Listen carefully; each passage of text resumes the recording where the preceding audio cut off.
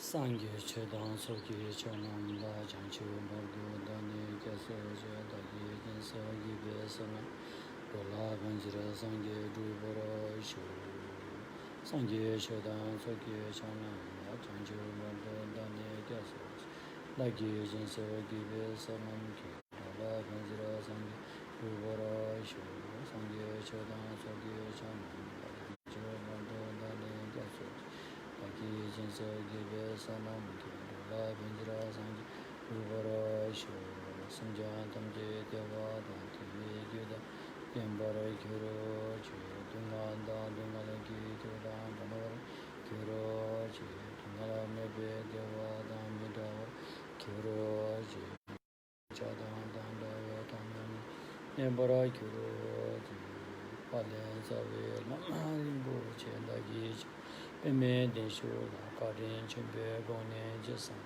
Kuson doge ngondo sando so Saji boji jujin meto tampura rinshi ngide kemba Sange shindo amide ambrava ye tukuna namba shin Chobo guru buddha buddhi sato sakwa riva Ratna mandala puja mega samunga spara Samaye ho samjya namki sampada Uye chada chita Checha thoma debai Cheki korlo kordo so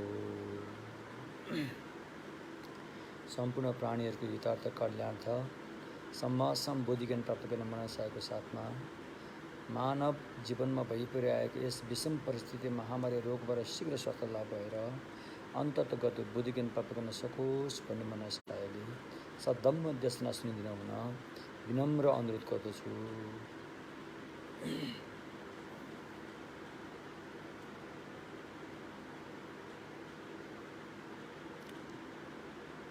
Mahin सूत्र अलङ्कारको धम्म देशना बारे हामीले अध्ययन अध्यापन र साथसाथमा यसको अभ्यास पनि कसरी गरिन्छ भन्ने बारेमा सिक्दै आएका छौँ र सिकाउँदै आएका छौँ अब हिजो हामीले 5 मार्गको बारेमा सुरु गरिसक्यौँ हैन भगवान बुद्धको भूमिमा पुग्नलाई 5 मार्ग हुन्छन् त्यसमध्ये सम्भार मार्ग प्रयोग मार्ग दर्शन मार्ग भावना मार्ग यी 4 मार्गमा चाहिँ अभ्यास साधना गराइन्छ र 5औं मार्ग चाहिँ स्वयं बुद्ध भूमि हो बुद्धत्वको अवस्था हो रे त्यसैले हामी यो 4 मार्गको बारेमा कुरा सुरु भइसकेको छ हिजो हामीले सम्भार बारेमा केही कुरा गर्यौं सम्भार मार्ग कस्तो चोलामा प्राप्त गर्न सकिन्छ कुन चोलामा प्राप्त गर्न सकिन्छ कस्तो खालको मानसिक अवस्थामा त्यो सम्भार मार्ग टिकेको हुन्छ अरे यिनी कुरामा हामीले हिजो केही चर्चाहरू गरिसकेका छौँ र हामीले यो पनि बुझ्यौँ कि सम्भार पनि 3 किसिमका हुन्छन् हैन पहिलो खुड्किलोको सम्भार मार्ग दोस्रो खुड्किलो र तेस्रो खुड्किलोको सम्भार मार्ग पहिलो खुड्किलोको सम्भार मार्गमा हामीले शक्ति पठान 4 स्मृति प्रस्थानको ध्यान गरिन्छ भनेर पनि हामीले बतायौं जसले शरीरलाई हेर्दछ कसरी हेर्छ अपवित्रताको रूपमा हेर्दछ वेदनालाई हेर्दछ कसरी हेर्छ दुःखको रूपमा पीडाको रूपमा हेर्दछ चित्तलाई हेर्छ कसरी हेर्छ अनित्यको रूपमा हेर्दछ र चित्त र वेदना चैतसिक बाहेक अन्य चैतसिकहरू र अन्य धर्महरूलाई चाहिँ अनात्माको रूपमा हेर्दछ भनेर पनि हामीले हिजो कुरा गर्यौं सम्भार मार्गको पहिलो खुड्किलोमा दोस्रो खुड्किलोमा चाहिँ अनि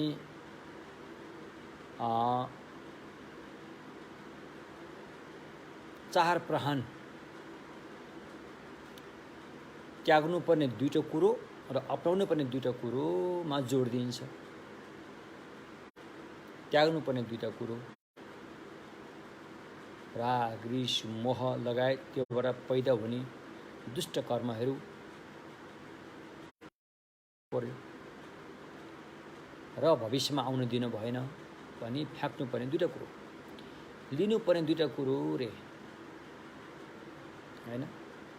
जुन कुशल सोच विचारहरू छन्, राम्रो सोच विचारहरू, सम्यक दृष्टिहरू, शील समाधि प्रज्ञा आदिहरूलाई आउन दिनु पर्यो, अवसर दिनु पर्यो, आइरहेकोलाई त्यसलाई विकास गर्दै लानु पर्यो रे।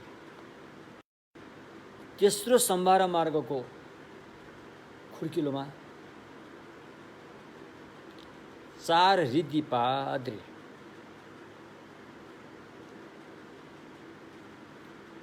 4 रिद्धिपादले चाहिँ के बताउँछ भन्दाखेरि ध्यान बताउँछ हैन। रिद्धि सिद्धि चाहिँ ध्यानबाट प्राप्त हुने कुरो भयो। र त्यो रिद्धि सिद्धि चाहिँ केमा टिक्छ? ध्यान हो। त्यसैले पाद खुट्टा, ध्यानको खुट्टा चाहिँ के अरे रिद्धि सिद्धिको खुट्टा चाहिँ ध्यान हो, समाधि ध्यान हो। त्यसैले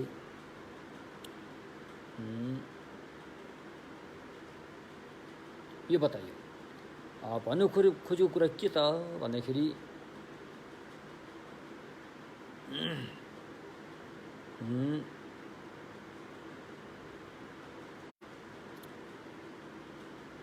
त्यो रिद्धि सिद्धि प्राप्त गर्नको लागि अन्य ध्यान, अन्य मेहनतहरू पनि चाहिने भएकोले त्यो होस्।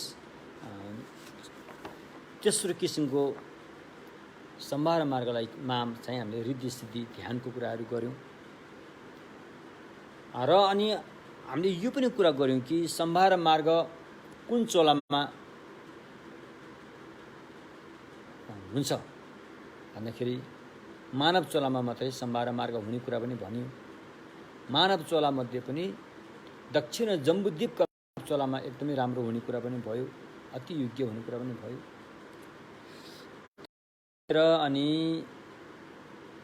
कस्तो चित्त, कस्तो मनमा चाहिँ त्यो टिक्छ त सम्भार मार्ग भन्दाखेरि अब यसमा चाहिँ अलिकति अभिधर्मका कुराहरू बुझ्नु पर्यो भनेर मैले हिजो तपाईँलाई भनेकी थिएँ। आज म केही रूप यसको नक्साहरू देखाएर अलिकति बुझाउन कोसिस गर्नेछु।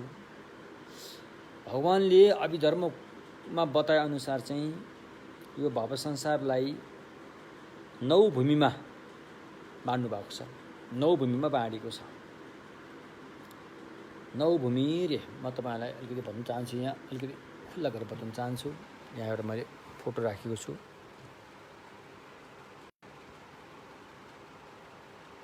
यहाँ देख्न सक्नुहुन्छ, देख्नुभयो होला। यो 9 भूमि हो हैन। यहाँ जुन यो तलको भाग छ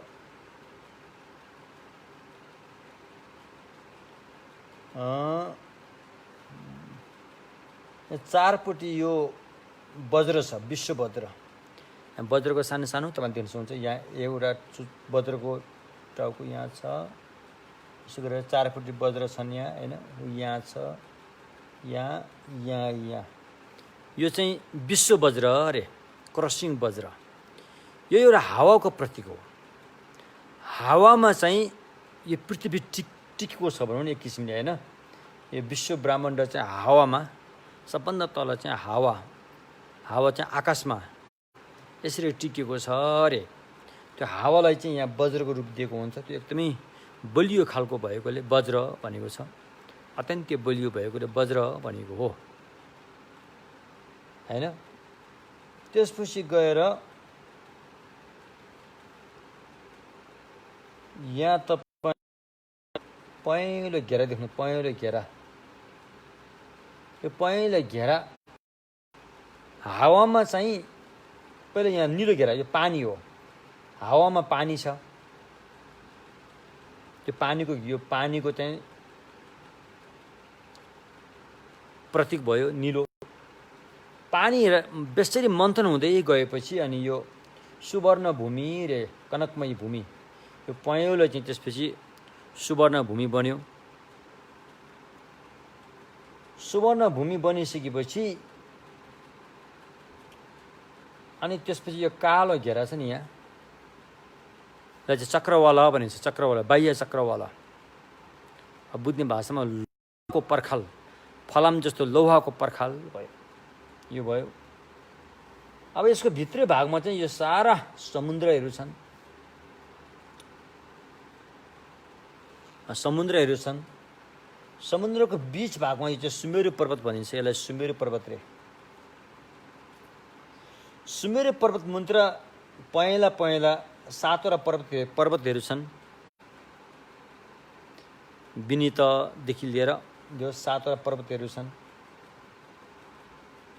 7वटा पर्वतको बीचमा 7वटा समुद्रहरू छन्, जसलाई सीता समुद्र भनिन्छ। एकदमै चोखो पानी हुन्छ यहाँ, जहाँ नागहरू बास गर्दछन्।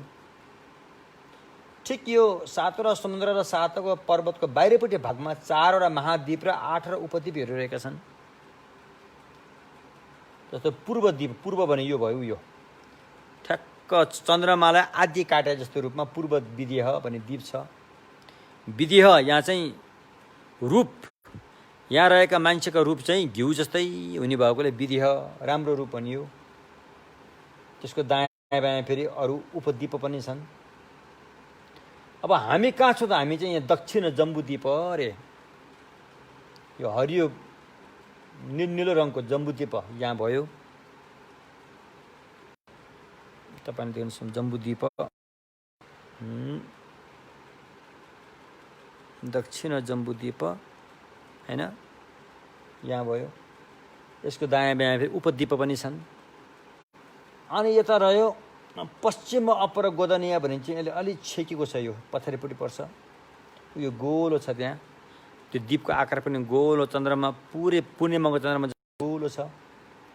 अनि उत्तर कुरुद्वीप भनिन्छ। यो उत्तरपट्टि यो पहेँलो 4 कोणेको द्वीप छ, उपद्वीप पनि 4 कोणेकै छ।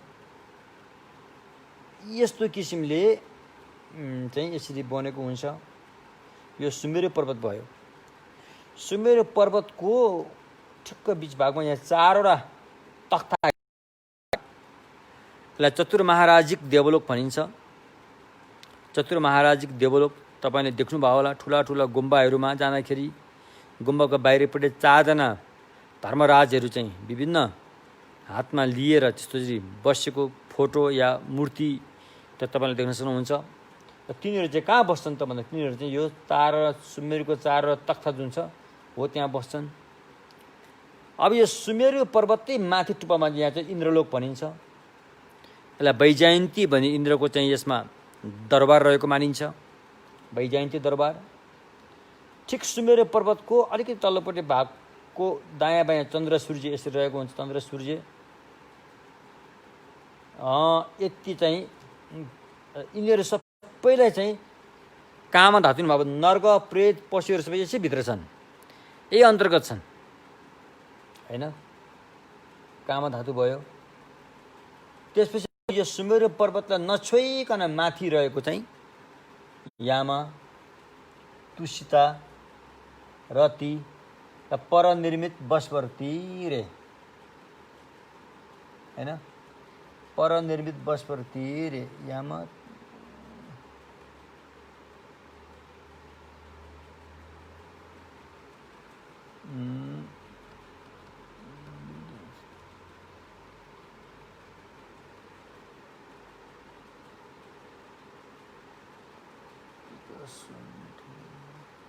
एवं प्रकारले अनि परनिर्मित बसवर्ती यस्तो किसिमले चाहिँ परनिर्मित बसवर्तीसम्मलाई चाहिँ के भनिन्छ त? 9 भूमि मध्ये कामधातु भूमि भनिन्छ। कामधातु भूमि हैन, 9 भूमि मध्ये कामधातु भूमि भनियो। त्यसपछि 1 2 3 4 5 6 7 8 9 10 11 12 13 14 15 16 17 1 2 3 4 1 2 3 4 5 6 7 8 9 10 11 12 13 14 15 16 17 18 1 2 3 यहाँसम्म, यहाँदेखि तलकोलाई चाहिँ कामधातु भनियो। बुझ्नुभयो नि के? यो परनिर्मित बसवर्ती भूमि भने यो परनिर्मित बसपर्ती यो सुमेरु पर्वतबाट माथि यसलाई यामा भनिन्छ। यो तुसिता हो। भावी भगवान बुद्ध मैत्रेय चाहिँ अहिले यहाँ बसेर धर्मदेशना गरिरहनु भएको छ, तुसिता भुवन। यहाँदेखि माथि चाहिँ रति भन्ने एउटा देवलोक छ। यहाँदेखि माथि चाहिँ परनिर्मित बसपर्ती भनिन्छ। जुन भगवान बुद्धलाई ध्यान गर्दाखेरि बिथोल्न आएको थियो, बाधा गर्न आएको थियो, हो त्यो चाहिँ कहाँ बस्छ? त्यो चाहिँ यहाँनिर बस्छ अरे। दुष्यमार भन्ने चाहिँ यहाँ बस्छन्। हो यहाँदेखि तलको सबैलाई चाहिँ 9 भूमि मध्ये 1 भूमि मानिन्छ, जसलाई अर्को नामले बताउँदा कामधातु पनि भनिन्छ। अब यो यहाँदेखि मात्र 17 या 18 भुवन जुन छ यसलाई चाहिँ रूप धातु रे। रूप धातु हैन। 1 2 3 4 एउटा रूप धातु, 1 2 3 4 दोस्रो, 1 2 3 4 तेस्रो, चौथोमा चाहिँ 1 2 3 4 5 6 चौथो। यसो गरेर 4 ध्यान भूमिलाई चाहिँ के भनियो त? यसको भाग लाउँदा 17 भूमिलाई चाहिँ के भनियो त? रूप धातु रे। र यसलाई 9वटा भूमिको हिसाबले भाग लाउँदा यो 4 भूमि छन् यहाँ। 4 भूमि हैन।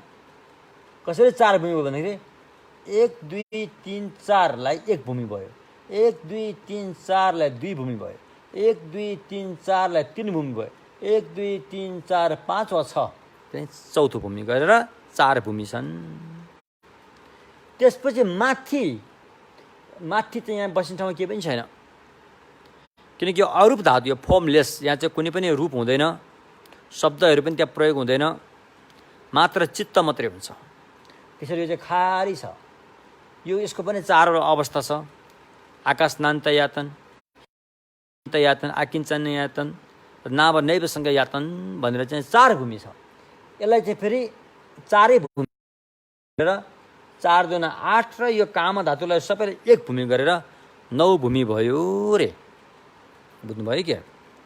यसलाई चाहिँ भाव संसारको 9 भूमि भनिन्छ। यसरी जान्नु होला। अब भाव संसारको 9 भूमि भनिसकेपछि अब हामीले संसारमा दान पुण्य दया करुणा यस्तो भावना गरेर पाप कर्म त्यागेर पुण्य कर्मलाई बढाउँदै गएपछि हामी कहाँसम्म पुगिन्छ भन्दाखेरि हामी 1 2 3 4 यहाँसम्म पुग्न सकिन्छ। ऊ यहाँसम्म हैन, यहाँसम्म हामी पुग्न सकिन्छ। अब त्यो दान पुण्यलाई मात्रै भर नपरेर ध्यान, समथ ध्यान रे। समथ ध्यान राम्रोसँग प्रथम ध्यान, द्वितीय ध्यान, तृतीय ध्यान, चतुर्थ ध्यानसम्म राम्रोसँग गर्दै गयो भने यहाँबाट यहाँसम्म पुग्न सकिन्छ हैन। अब त्यसपछि अरूप धातुको ध्यान रे। अरूप धातुको ध्यान भयो भने यहाँबाट यहाँसम्म पुग्न सकिन्छ। यसलाई भनिन्छ भवाग्र। भव संसारको टुप्पो चाहिँ यहाँसम्म हो रे। र यो भित्र जति पनि छ सबै संसारभित्रै गाभिन्छ। भव संसार नै हो।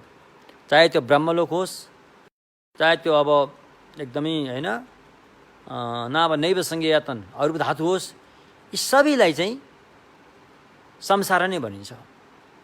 भगवानको हेराइमा, भगवानको भनाइमा यो सबै संसारभित्रै पर्दछन्।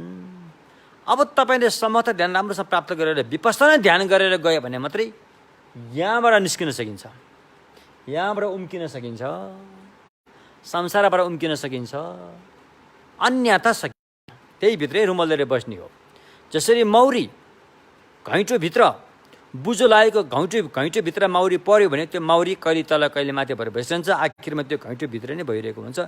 त्यस्तै किसिमले जबसम्म विपස්සना ध्यान गरेर यो भवचक्रको जरो काट्न सकिँदैन तबसम्म यही भित्रै घुमेर बस्ने हो। जुन अहिले हामी घुमिरहेका छौँ अनादिकालदेखि हामी यहाँ पनि पुगिसक्यौँ।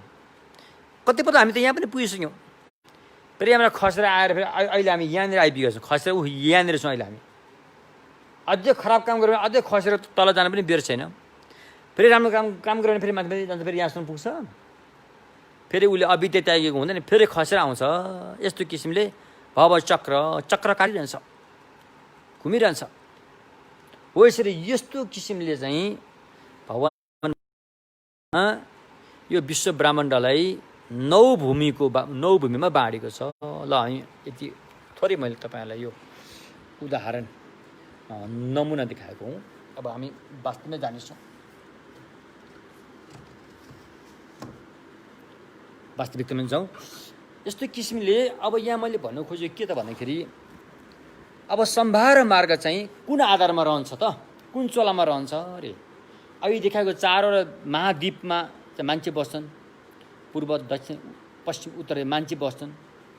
उत्तर द्वीपमा चाहिँ त्यहाँको आयु चाहिँ हैन 1000 वर्ष पक्का छ अरे, त्यहाँ अकाल मृत्यु हुन्न अरे। त्यसरी अकाल मृत्यु नभइसकेपछि त्यहाँको व्यक्तिमा वैराग जाग्दैन। वैराग नजागिसकेपछि त्यहाँ सद्धम्मको अभ्यास साधनाहरू त्यहाँ टिक्न गाह्रो हुन्छ। त्यसैले उत्तर कुरुद्वीपका व्यक्तिहरूमा सम्भार मार्ग उत्पन्न हुन गाह्रो हुन्छ। त्यस्तै पूर्व विदेय हैन, पश्चिम अपर गोदने यी दुईटा द्वीपमा पनि कता कता हुन्छ होला, तर पनि गाह्रै हुन्छ अरे। त सबभन्दा सजिलो चाहिँ जम्बुद्वीपमा अरे, दक्षिण जम्बुद्वीपमा चाहिँ सबभन्दा सजिलो सम्भार मार्ग उत्पत्ति हुन। जम्बुद्वीपका मान्छेको चोलामा र जम्बुद्वीपका मान्छेको मनमा सम्भार मार्ग हैन टिक्न सजिलो अरे। जम्बुद्वीपका मान्छेको चोलामा अनि उसको मनको ध्यानको क्यापेसिटी कति पुग्यो छ त्यो हिसाबले चाहिँ त्यहाँ सम्भार मार्ग टिक्न सजिलो हुन्छ अरे। बुझ्नुभयो क्या? यस प्रकारले अब कस्तो किसिमको मनमा चाहिँ सम्भार मार्ग रहन सक्दछ, सम्भार मार्ग रहन सक्छ भन्दाखेरि अब त्यसलाई अलिकति हामी अहिले बताए जस्तो बुझ्न सक्नु पर्यो। यो भव संसारलाई 9 भूमिमा बाँडिएको छ र काम धातुलाई सर्लक्कै 1 भूमिमा राखिएको छ। 4 भूमिमा बाँडिएको छ। प्रथम ध्यान भूमि, द्वितीय ध्यान भूमि, तृतीय ध्यान भूमि र चतुर्थ ध्यान भूमिमा बाँडिएको छ। 4 भूमि भए। अरू धातुलाई फेरि 4 भूमिमा बाँडिएको छ। आकाशनान्त यातन, विज्ञानान्त यातन, आकिञ्चनान्त यातन र नावनेवसँग यातन गरेर 4 भागमा 4 भूमि भए गरेर जम्मा 9 भूमि भए। यो भव संसारलाई 9 भूमिमा बाँडियो रे। त्यसमध्ये अब रूप धातुलाई पनि 3 भूमिमा बाँडेको छ। रूप धातु अहिले मैले भने रूप धातु ब्राह्मण हो। रूप धातुलाई पनि 3 होइन छ भने अरू धातुलाई चाहिँ 4 भूमिमा बाँडेको छ र काम धातुलाई 1 भूमिमा बाँडिएकोले 9 भूमि भयो।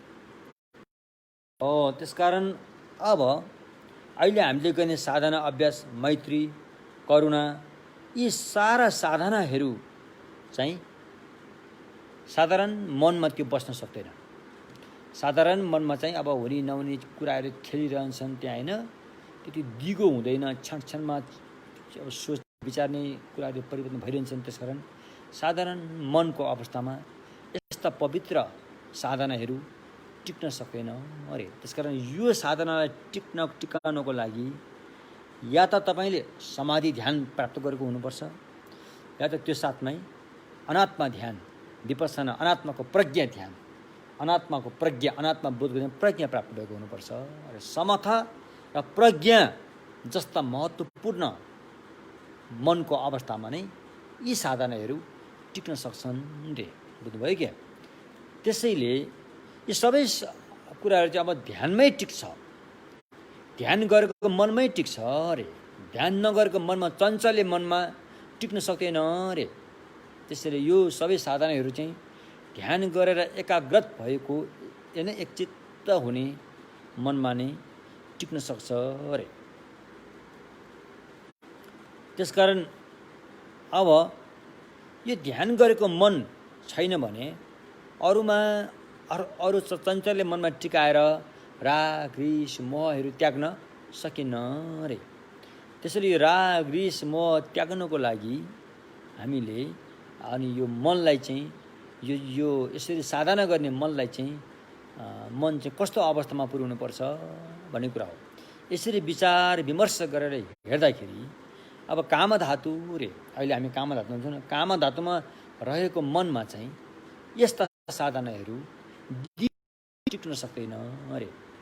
काम धातुमा पनि एकाग्र चित्त त हुन्छ, नहुने होइन। काम धातुमा पनि एकाग्रत होइन कहाँमा एकाग्रत चित्त भने त हुन्छ, भए तापनि त्यसलाई समथ भनिँदैन अरे। त्यसलाई समथ, अब समथ भन्ने नाम पनि दिन सकिएला, तर पक्का सक्कली समथ चाहिँ भनिँदैन अरे, किनकि ऊ काम धातुमै छ। त्यसकारण चित्तलाई कुनै पनि हालतमा धातुको अवस्थामा पुर्याउनै पर्ने हुन्छ। त्यसैले समथ ध्यान नगरिकन सुखै छैन। साँच्चीकै तपाईँ भगवान् बुद्धको धम्म साधना गर्नु हो भने समथ ध्यान नगरिकन सुखै छैन। एक छैन, दुई छैन, तीन छैन, किनकि गरेको साधनाहरूलाई दिगो दिएर त्यसलाई पक्कासँग लानको लागि समथ ध्यान तपाईँले प्राप्त गर्नै पर्छ, जसरी भए पनि। बुझ्नुभयो नि कि? त्यसैले अब यो समथ ध्यान प्राप्त गर्नुको लागि अनि समाधिमा रहनु पर्यो। समाधि पनि अब थुप्रै किसिम हुन्छ। त्यसमध्ये अब अहिले हामीले सामान्यतया होइन श्रावकयान, महायान, वज्रयान सबैमा चर्चित भएको समथ ध्यानको बारेमा हामी चर्चा गर्दैछौँ। यसरी हेर्दाखेरि चाहिँ अनि अब के अरे रूप धातुका चारवटा खुड्किलाहरू छन्, चार भूमि छन्। अरूप धातुका चार भूमि छन् होइन। रूप धातुका चार भूमि भए, अरूप धातुका चार भूमि भए। रूप धातुको चारवटा ध्यान छन्, त्यहाँ पुर्याउने ध्यान पनि चारवटा हुन्छन् होइन। अरूप धातुका चारवटा ध्यान छन्, त्यहाँ पुर्याउने ध्यान पनि चारवटा हुन्छन्। गरेर कति भयो त? 16वटा भयो। बुझ्नुभयो नि? रूप धातु चारवटा छन्, त्यहाँ पुर्याउने ध्यानको साधना पनि चार किसिममा हुन्छन्। त्यो चारवटा साधना पास भएपछि मात्रै तपाईँ त्यो चारवटा ठाउँको ध्यान प्राप्त गर्न सक्नुहुन्छ। अर्को चाहिँ अरूप धातुको ध्यान पनि चारवटा छ, त्यहाँ पुर्याउने ध्यान पनि चारवटा छ। त्यसकारण अरूप धातुमा पुर्याउने चारवटा ध्यानमा पास भएपछि मात्रै तपाईँले अरूप धातुको चारवटा प्राप्त गर्न सक्नुहुन्छ। यस्तो हिसाबले गर्ने हो भने काम धातुलाई छोडिदिउँ। अहिले रूप धातु र अरूप धातु पुर्याउने र पुगेर प्राप्त हुने ध्यानको हिसाबले जम्मा कतिवटा भयो त? 16वटा ध्यान भइसक्यो। यहाँ 16 किसिमका ध्यान हुन्छन् रे। 16 किसिमका ध्यानमध्ये अहिले सम्भार मार्ग जुन हामीले गर्ने साधनाहरू चाहिँ कुन ध्यानमा रहन सक्छ त? त्यो कुरो हो नि त। यी 16 किसिमका ध्यानहरूमध्ये होइन पक्का यो समाधि ध्यान होइन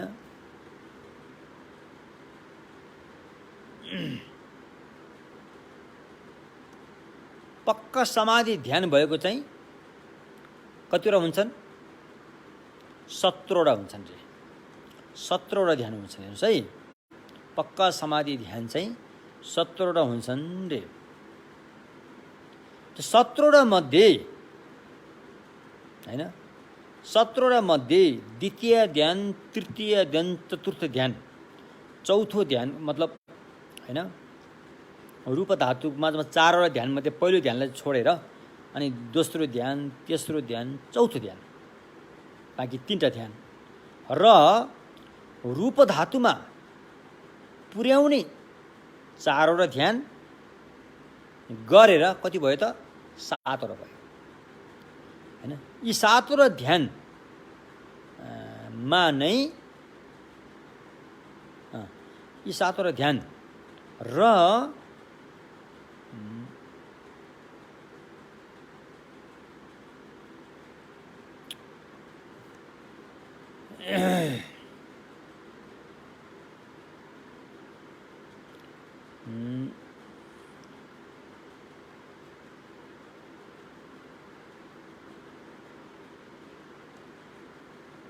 एक किसिमले बुझौँ है त। प्रथम ध्यानभित्र पनि 2टा ध्यान हुन्छन्, 2टा हुन्छ। प्रथम ध्यानलाई त्यो 2 भागमा बाँडिएको छ होइन। एउटामा वितर्क विचार 2टै हुन्छन्, अर्कोमा चाहिँ वितर्क हुँदैन, विचार मात्रै हुन्छ गरेर त्यसलाई चाहिँ 2 भागमा बाँडिएको छ। त्यसपछि द्वितीय यसरी जाने हो भने जम्मा 17वटा ध्यान हुन्छन् होइन। अहिले 16वटा भन्यो नि, अनि पहिलोलाई पनि 2 भागमा बाँडेपछि एउटा थपियो, 17वटा भयो होइन। 17वटा 17वटा ध्यान भूमि मध्ये द्वितीय ध्यान, तृतीय ध्यान, चतुर्थ ध्यानमा पुर्याउने ध्यान जुन छ, जसलाई हामी उपचार ध्यान भनिन्छ, सम्तेन्की निर्दोक उपचार ध्यान भनिन्छ, त्यो 3टा उपचार ध्यान भए। अनि रूप धातुमा चाहिँ 4वटा ध्यान छन्, 4वटामा पुर्याउने 4वटा उपचार ध्यान छन्, गरेर जम्मा कति भयो? 7वटा भयो। रूप धातुमा पुर्याइदिने 4वटा उपचार ध्यान र प्रथम ध्यान भूमिको के भन्छ अरूप धातुमा पुर्याउने 4वटा उपचार ध्यान, रूप धातुभित्र पनि प्रथम ध्यानलाई छोडेर पहिलो, दोस्रो, तेस्रो ध्यानमा पुर्याइदिने 3टा उपचार ध्यान हैन। गर्दाखेरि जम्मा 7वटा भयो।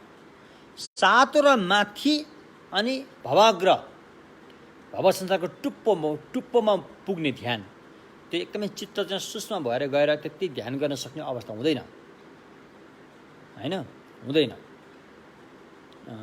त्यसले पनि थाम्न सक्दैन। त्यसकारण यतिले चाहिँ हाम्रो साधनाको अभ्यासको जगको काम गर्न सक्दैन, त्यसलाई थाम्ने काम गर्न सक्दैन रे। अलिकति दिमागलाई अलिक तिखो पारेर सुनिदिनु हुन अनुरोध गर्दछु। यो भनेको के त भन्दाखेरि काम धातुमा असली ध्यान त हुँदै हुँदैन। काम धातु अन्तर्गत रहेको चित्तमा, मनमा असली समता ध्यान त हुँदैन। असली समता ध्यान पाउनुको लागि त रूप धातुको ध्यान प्राप्त गर्नुपर्छ, अरूप धातुको ध्यान प्राप्त गर्नुपर्छ अरे। रूप धातु चाहिँ 4 खण्डमा बाँडिएको छ।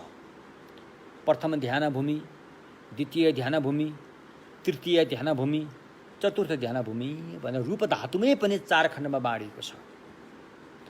4 खण्डभित्र पनि पहिलो ध्यान भूमिलाई फेरि 2 भागमा बाँडिएको छ, भन्दाखेरि 5 खण्डमा बाँडियो। बुझ्नु भने के? रूप धातु नै 5 खण्डमा बाँडियो, अरूप धातु 4 खण्डमा बाँडियो। सबै आकाश जस्तै हो भनेर ध्यान गर्ने आकाशनान्त यातन, सबै मन जस्तै हो भनेर ध्यान गर्ने विज्ञानान्त यातन हैन, केही पनि होइन भनेर ध्यान गर्ने आकिञ्चन यातन, हो पनि होइन होइन पनि होइन भनेर ध्यान गर्ने नाम नैवसँग यातन गरेर 4 खण्डमा बाँडियो। रूप धातुलाई 5 खण्डमा बाँडियो, अरूप धातुलाई 4 खण्डमा बाँडियो भन्दाखेरि कतिवटा भयो त? 17वटा भयो। रूप धातुलाई 4 खण्डमा बाँडियो, अनि के भन्छ 5 खण्डमा बाँडियो। 5 खण्डमा पुर्याउने ध्यान पनि 5वटा छन्, त्यहाँ पुगेर प्राप्त हुने ध्यान पनि 5वटा छन् भनेपछि कतिवटा भयो त? 10वटा भयो। अरूप धातुलाई 4 खण्डमा बाँडियो, त्यहाँ पुर्याउने ध्यान पनि 4वटा छन्, त्यहाँ पुगेपछि प्राप्त हुने ध्यान पनि 4वटा छन् भन्दाखेरि 8वटा भयो है। भन्दाखेरि एक किसिमले 18वटा भयो हैन। अब अलिकति छोटकरीमा भन्यो भने अब त्यो कहिलेकाहीँ 17 पनि राखिन्छ हो। यी ध्यानहरूमध्ये, यी 17 ध्यानहरूमध्ये 7वटा ध्यानले चाहिँ यो काम गर्न सक्दैन रे। कुन 7वटा भन्दाखेरि द्वितीय भूमिको ध्यान हैन, के अरे कुन 7वटा भन्दाखेरि द्वितीय भूमिमा पुर्याउने ध्यान उपचार ध्यान, तृतीय भूमिमा पुर्याउने उपचार ध्यान, चतुर्थ भूमिमा पुर्याउने उपचार ध्यान, यो 3टा भए। अनि अरूप धातुमा फेरि अरूप धातुको पहिलो आकाशनान्त यातनमा पुर्याउने उपचार ध्यान, दोस्रो विज्ञानान्त यातनमा पुर्याउने उपचार ध्यान, तेस्रो आकिञ्चन यातनमा पुर्याउने उपचार ध्यान, चौथो नाभ नैवसँग यातनमा पुर्याउने उपचार ध्यान र स्वयं नाभ नैवसँग यातन पनि अस्पष्ट रूपमा रहने भएकोले त्यसले पनि हाम्रो साधनाको जग बनेर भर्थिक गर्न सक्दैन अरे। अरू बाँकीले सक्छन्। हैन, अरू बाँकीले सक्छन्। बाँकी भन्नाले 17 तपाईँले 7 हटाएपछि बाँकी कति भयो? 7, 8, 9, 10, 11, 12, 13, 14, 15, 16, 17। बाँकी 10 ध्यानले चाहिँ साधनालाई थाम्न सक्छ अरे। कुरो बुझ्नुभयो?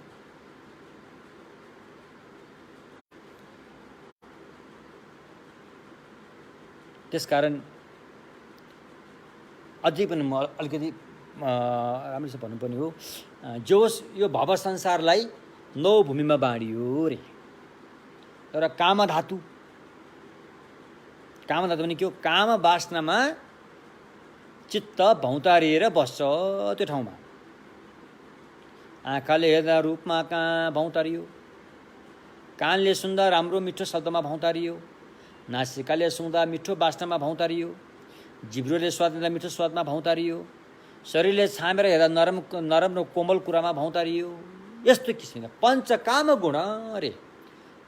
सेन्स अब्जेक्ट्स पञ्चकाम गुणमा जब हाम्रो चित्त रुमलिएर बस्दछ त्यो ठाउँलाई भनिन्छ काम धातु रे।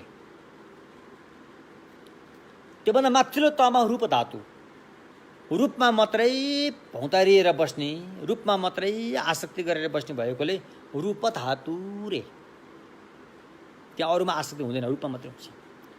त्योभन्दा माथि अरूप धातु छ फेरि, मनमा मात्रै आसक्ति भएर बस्ने ठाउँ भएकोले अरूप धातु। मन त निराकार हो नि त, मनको आकार रङ रूप होइन नि त, मन त निराकार भएकोले मनमा मात्रै आसक्ति भएर भौँतारेर बस्ने ठाउँ भएकोले, बस्ने अवस्था भएकोले यहाँ के भनियो त? अरूप धातु भनियो। त्रिधातु। अब यो त्रिधातुलाई भूमिको हिसाबले भाग लाउनु हो भने 9 भूमि हुन्छन् रे। काम धातुलाई सर्लक्कै एउटा भूमिमा गाभिएको छ। जसरी अस्ट्रेलिया देशलाई चाहिँ एउटा सर्लक्कै यो पृथ्वीको द्वीपमा एउटा द्वीपमा गाभिन्छ नि, त्यस्तै त्यो अफ्रिकालाई एउटा द्वीपमा गाभिएको होला, एसियालाई एउटा द्वीपमा गाभिएको, त्यो जस्तै काम धातुलाई चाहिँ सर्लक्कै एउटा भूमिमा राखिन्छ। तर रूप धातु चाहिँ 4 भूमिमा राखिन्छ, अरूप धातुलाई फेरि 4 भूमिमा राखिन्छ गरेर 9 भूमि भयो। बुझ्नुभयो नि के? 9 भूमि भयो। 9 भूमिमा रहेको मन पनि 9 किसिमका मनहरू छन्। त्यसमध्ये कुन चाहिँ मनमा चाहिँ हामीले गरेको साधना ध्यानहरू टिकाउन सकेला त रे? चोला शरीर त मान्छेकै चोला, काम धातुकै चोलाले पनि सक्छ, तर मन चाहिँ काम धातुको मनले त ती ध्यानहरू टिकाउन सक्दैन। किनकि यहाँ काम धातुको काम गोत्रको मन चाहिँ खलबल्लो हुन्छ, चञ्चले छ, धेरै क्षणसम्म स्थिर भएर रहन गाह्रो हुन्छ। त्यसैले रूप धातु र अरूप धातुको ध्यान प्राप्त गर्नुपर्छ।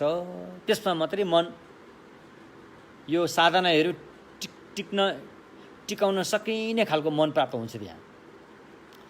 अब ती रूप धातु र अरूप धातु त्यहाँ त 4वटा ध्यान छ नि त, त्यसलाई फेरि यहाँ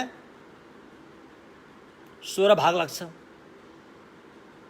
जस्तो रूप धातुमा पुर्याउने ध्यान 4वटा हुन्छ, प्राप्त भएको ध्यान 4वटा हुन्छ, 4 दुना 8 भयो। अरूप धातुमा पनि पुर्याउने ध्यान 4वटा हुन्छ, त्यहाँ पुगेर प्राप्त हुने ध्यान 4वटा हुन्छ, गर्दाखेरि 8 भयो। भन्दाखेरि 8 दुना 16 भयो हैन। रूप धातुको पहिलोलाई पनि 2 भागमा बाँडिन्छ, गर्दाखेरि 17 भयो।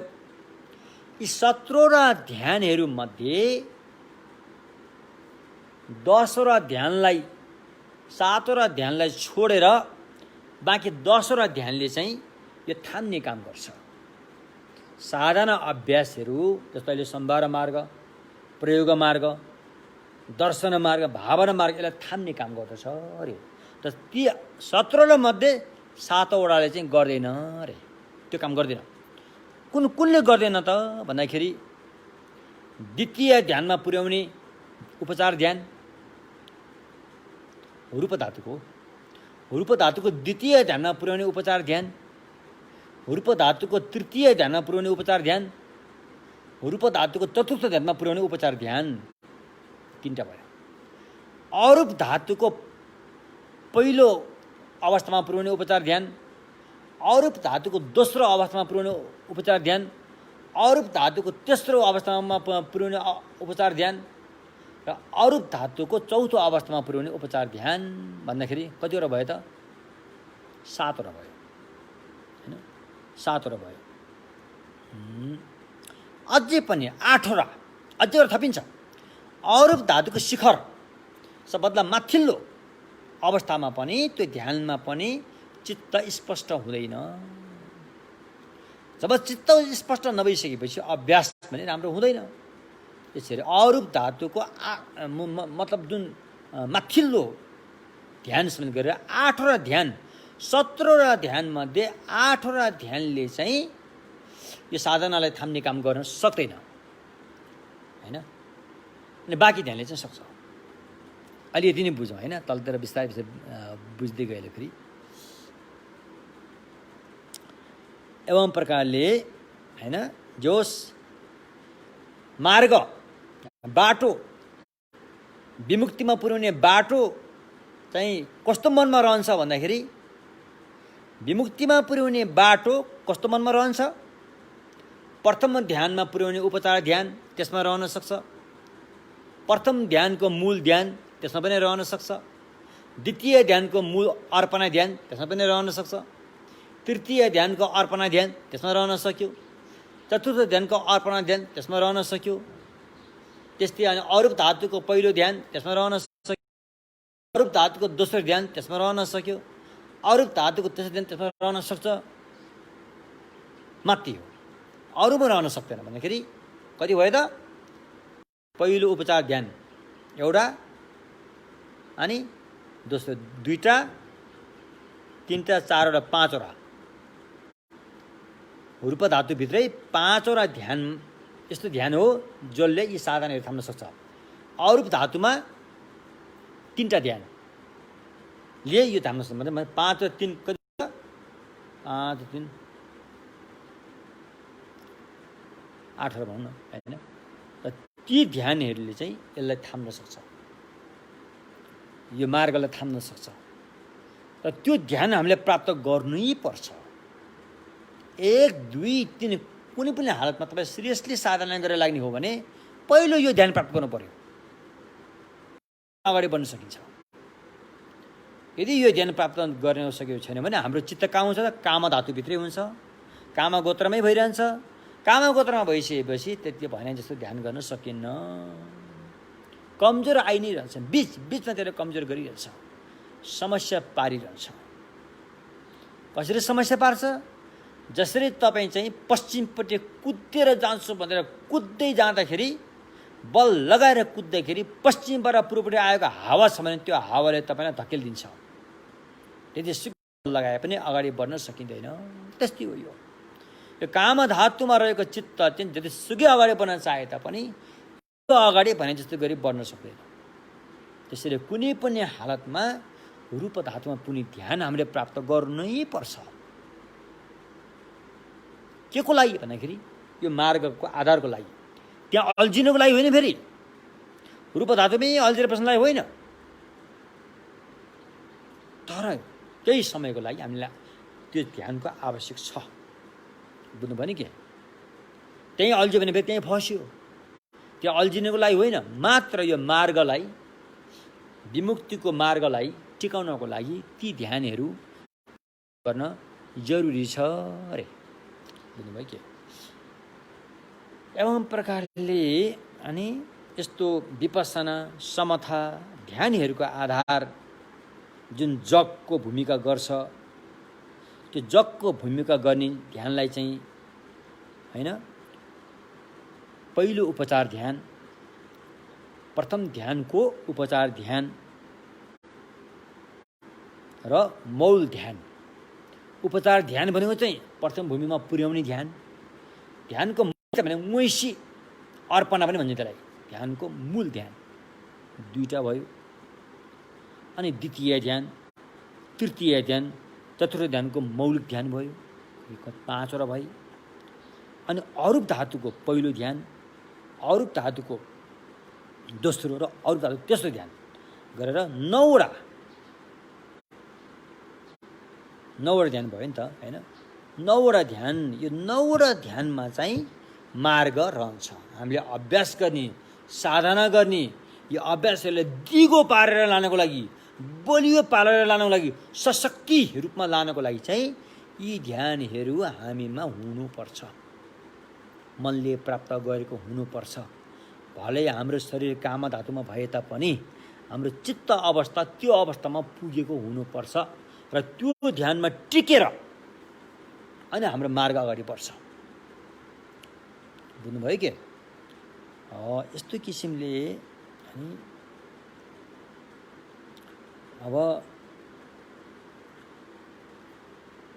अब हामीले पालन गर्ने सिलहरू यिनीहरू चाहिँ अब कुन चोलामा रहेको टिकटिकी चोला कुन जुनीमा रहेको हुन्छ भने यो चाहिँ अब हामी जस्तो भर्खर सिकारु व्यक्तिले पञ्चशील पालन गरिएला, अष्टशील पालन गरिएला, भिक्षुनीको शील पालन गरिएला, उपवास व्रत न्यूनको व्रत बसेर चाहिँ अष्टशील पालन गरिएला। यी सारा शीलहरू चाहिँ कुन चोलामा टिक्छ त? यो शीलहरूको कुराहरू चाहिँ विशेष गरेर काम धातुकै आधारमा टिकेको हुन्छ। यो चोला चाहिँ अब शारीरिक चोला चाहिँ भलै मानसिक अवस्था अघि भने जस्तो भए तापनि शरीरको अवस्था चाहिँ काम धातुकै अवस्थामा काम धातुकै चोलाले यो काम गर्छ अरे, यो साधना गर्छ अरे। काम धातुमै रहेको मान्छेको चोलाले यो साधना गर्छ। काम धातुमा जम्बुद्वीपमा जन्मेका हामीहरूले यो साधना गर्न सकिन्छ हैन। अब काम धातु काम भूमि भनिन्छ। काम भूमि अब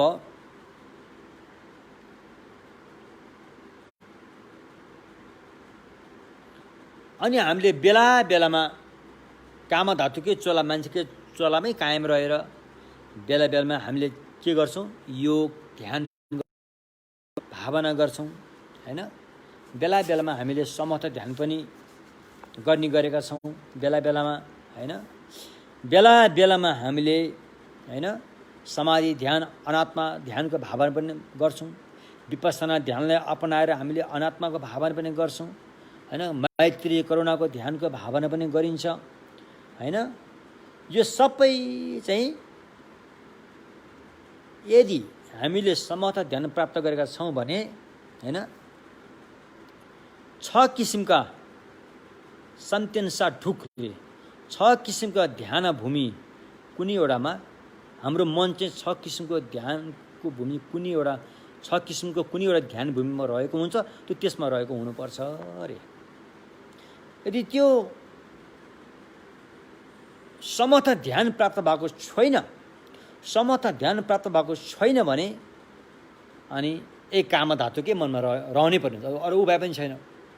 काम धातुमै अब एकाग्र एकचित्त गरेको अवस्थामै त्यो एकचित्त भएर गर्नुपर्ने हुन्छ। काम धातुमै मान्छेको चोला पनि काम धातुकै चोला, मनको अवस्था पनि काम धातुमै रहेर एकचित्त भएर गर्नुपर्ने बाध्यता हुन्छ। यदि समर्थ ध्यान प्राप्त भएको हो भने माथिल्लो रहेर तपाईँले साधना गर्न सजिलो हुन्छ, त्यसमा बल पनि पर्छ त्यो। र अहिले हामीले जबसम्म तपाईँले समर्थ ध्यान प्राप्त गर्नु भएको छैन तबसम्म जेसुकै तपाईँ एकचित्त भएर बसे तापनि त्यो काम धातु नै हो, तपाईँ काम धातुमै हुनुहुन्छ।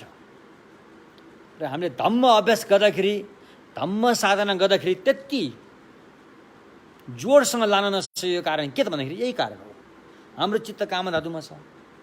काम धातुले रुमलिरहेको अवस्थामा अब त्यहाँ ध्यानमा उत्रेर जानलाई त गाह्रै पर्छ, जबरजस्ती गरेर लानुपर्ने हुन्छ। जसरी तपाईँले पानीको डुङ्गा समुद्रमा लाँदाखेरि पहिला तानेर खिचेर लानुपर्ने हो, यसरी लानुपर्ने हुन्छ। जब तपाईँले त्यो समर्थ ध्यान प्राप्त गरेपछि अनि पानीको गहिराइमा डुङ्गा पुगेपछि डुङ्गा त आफसे आफ हिँड्छ नि त, त्यसलाई घिसारेर लानु पर्दैन नि त। त्यस्तै हो। यस्तो किसिमले अनि अब हामीले चाहिँ सबभन्दा पहिला के गर्नु पर्यो त भन्दाखेरि मार्गको अभ्यास गर्दाखेरि अध्ययनको हिसाबले विपස්සनादेखि सारा अध्ययन गर्नुपर्छ। अभ्यासकै हिसाबले चाहिँ हामी पहिलो सिकारु भएकोले पहिला समथ ध्यान नै प्राप्त गर्नुपर्छ। समथलाई नै जोड दिनुपर्छ। समथ राम्रो हुँदै गएपछि त्यहाँबाट विपස්සना ध्यानमा उत्रिनुपर्छ। र पहिला चाहिँ समथ नै प्राप्त गर्नुपर्छ अरे। अब समथ प्राप्त भइसकेपछि हैन, समथ प्राप्त भइसकेपछि अनि त्यसमाथि अनि अनात्मा ज्ञान, अनात्मा बोध गरेको ज्ञान, विपස්සना ध्यानहरू समथमा उत्रेर समथलाई जग बनाएर आधार बनाएर अनि अभ्यास गर्छ। त्यसका ध्यान कसरी सिद्ध गर्ने त? समथ ध्यान सिद्ध कसरी गर्ने त भन्दाखेरि सबभन्दा पहिला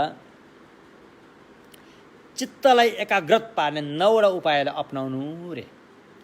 मनलाई एक ठाउँमा टिकाएर राख्नको लागि 9वटा तरिकालाई अपनाउनु रे। अनि मात्रै चित्त एक ठाउँमा बसिरहन सक्छ हैन। जस्तो उदाहरणको लागि सबभन्दा पहिला एउटा कुनै एउटा विषय वस्तुमा, त्यसलाई कर्मस्थान भनिन्छ, कुनै एउटा ध्यानको कर्मस्थान विषय वस्तुमा चित्तलाई त्यहाँ थपक्कलाई राख, त्यहाँ बस्न देऊ, थपक्क त्यहाँ रहन देऊ, आरामसँग करकाप नगरिकन, जबरजस्ती नगरिकन थपक्क त्यहाँ रहन दिनु। एकपल्ट रहन दिएर पुग्छ त पुग्दैन, तर निरन्तर रूपमा त्यहाँ रहन दिनु, निरन्तर रूपमा रहने देऊ। तर त्यो त बस्न मान्दैन नि, फेरि त्यो त बाहिर जान खोज्छ त, फेरि त्यो तुरुन्तै त्यहाँबाट भाग्न खोज्छ, त्यो त तुरुन्तै त्यहाँबाट भाग्न खोज्छ। भाग्न खोज्यो भने, भाग्न खोज्यो वा भागिहाल्यो भने फेरि त्यसलाई बिस्तारै फकाएर लिएर आएर फेरि आएको ठाउँमा थपक्कै राख। फेरि भाग्न खोज्यो, फेरि बिस्तारै फकाएर लिएर त्यहीँ थपक्कै राख, राख राख राख्दा राख्दा राख्दा जब बानी पर्छ पर्छ पर्छ अनि आफै बस्छ, अनि आफै बस्दै जान्छ। ऊ अलिक धेरै बेरसम्म बस्न सक्छ। यसरी बस्दा बस्दा त्यहाँ फेरि ऊ फेरि बिचमा फेरि त्यसमा फेरि गाई गुई पनि आउँछ, बाधा पनि आउँछ, भड्किने बाधा पनि आउँछ। त्यो बाधालाई रोक्नको लागि अनि 2टा चौकीदारीलाई त्यहाँ हर हमेसा हर क्षण त्यसको छेउछाउमा खबरदारी गर्नलाई, रेखदेख गर्नलाई त्यहाँ राख्नु। 2टा चौकीदारी र एउटा त्यहाँ सचेतना, एउटा त्यहाँ होस, होस हुने चौकीदारी र को आयो को चौकीदारी सचेतनालाई त्यहाँ राख। होसले के गर्छ भन्दाखेरि उसले गर्नुपर्ने ध्यान के हो, मन टिकाउनु पर्ने ठाउँ कहाँ हो, त्यसलाई नबिर्सिकन त्यसलाई निरन्तरता दिन्छ। सचेतनाले के गर्छ, यो ध्यान गर्दाखेरि ध्यानलाई बिथुल्ने तत्त्व, ध्यानलाई भाड्ने कुराहरू त कहीँ आएका छैनन् मनमा भनेर त्यसले चाहिँ एक एक गरेर छानिकन हेरेर त्यसले चाहिँ हैन राम्रो कुरालाई मात्रै मनको घरभित्र पठाउँछ, नराम्रो कुरालाई पठाउँदैन। कसले? सचेतनाले।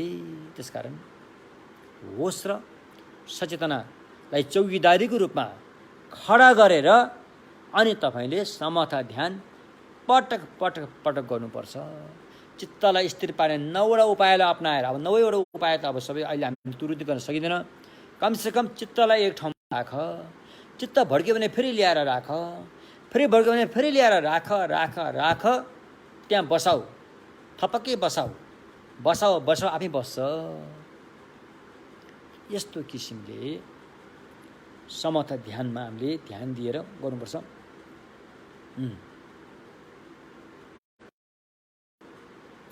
अनि बिचबिचमा कहिलेकाहीँ तपाईँले अनात्मा भावना विपස්සनालाई पनि अलिअलि मूलत सुरुमा समथलाई नै जोड दिनु पर्यो। समथलाई जोड दिएको भए तापनि कहिलेकाहीँ विपස්සना ध्यान पनि गर्नु बेला बेलामा, विपස්සना ध्यानलाई पनि त्यो बेला बेलामा गर्नुपर्छ। त्यसले फेरि पछि आफूलाई विपස්සना गर्नलाई मद्दत दिन्छ। बुझ्नुभयो के? यस्तो किसिमले अनि हाम्रो चित्तको अवस्था चाहिँ 6 किसिमका ध्यान भूमिमा छ किसिमका जो अहिले हामीले गर्ने साधना चाहिँ 6 किसिमका ध्यान भूमि कुनै एउटा ध्यानमा रहेको हुन्छ। 6 किसिमको ध्यान भनेको के हो त भन्दाखेरि सामतेन धाङपै निर्दोक, प्रथम ध्यानमा पुर्याउने उपचार ध्यान, तयारी ध्यान, त्यो एउटा हो, त्यो पनि महत्त्वपूर्ण ध्यान हो हैन, सामतेन निर्दोक। त्यसपछि प्रथम ध्यान स्वयं अर्पणा, प्रथम ध्यानको अर्पणा मूल ध्यान स्वयं दोस्रो भयो। त्यसपछि द्वितीय ध्यानको मूल ध्यान, तृतीय ध्यानको मूल ध्यान, अनि चतुर्थ ध्यान स्वयं हैन, चतुर्थ ध्यान स्वयं। त्यसपछि हैन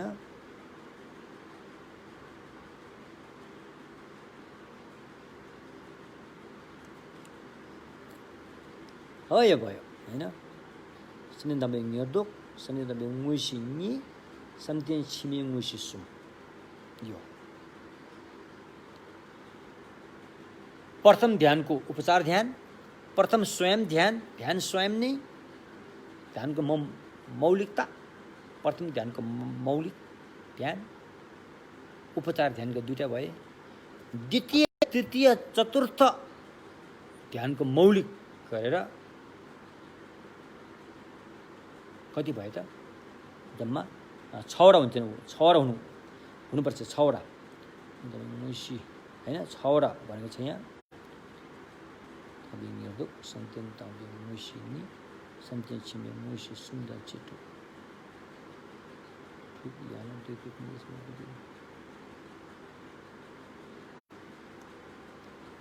सन्तेन धन मुसिनी, सन्तेन छिमे मुसी सुन्दर छिटो।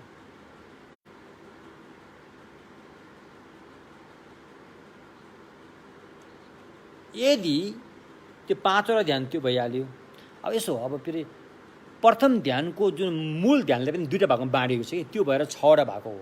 आखिर हुन त 5वटा मात्रै हो यो हैन, 5वटा मात्रै हो।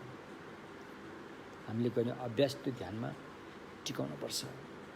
अब यहाँ एउटा प्रश्न तपाईमा आउनु पर्ने हो, त्यो प्रश्न के त भन्दाखेरि प्रथम ध्यानको उपचार ध्यानलाई पनि यहाँ राखियो, प्रथम ध्यानको मौलिक 2 किसिमको ध्यानलाई पनि यहाँ राखियो भने तृतीय चतुर्थ ध्यानको चाहिँ उपचार ध्यानलाई किन राखिएन त, किन मूल ध्यानलाई मात्रै राखियो त भन्दाखेरि उपचार ध्यान गर्न चाहिँ अलि गाह्रो हुन्छ, अलि मेहनत प्रदर्शन गर्नुपर्छ।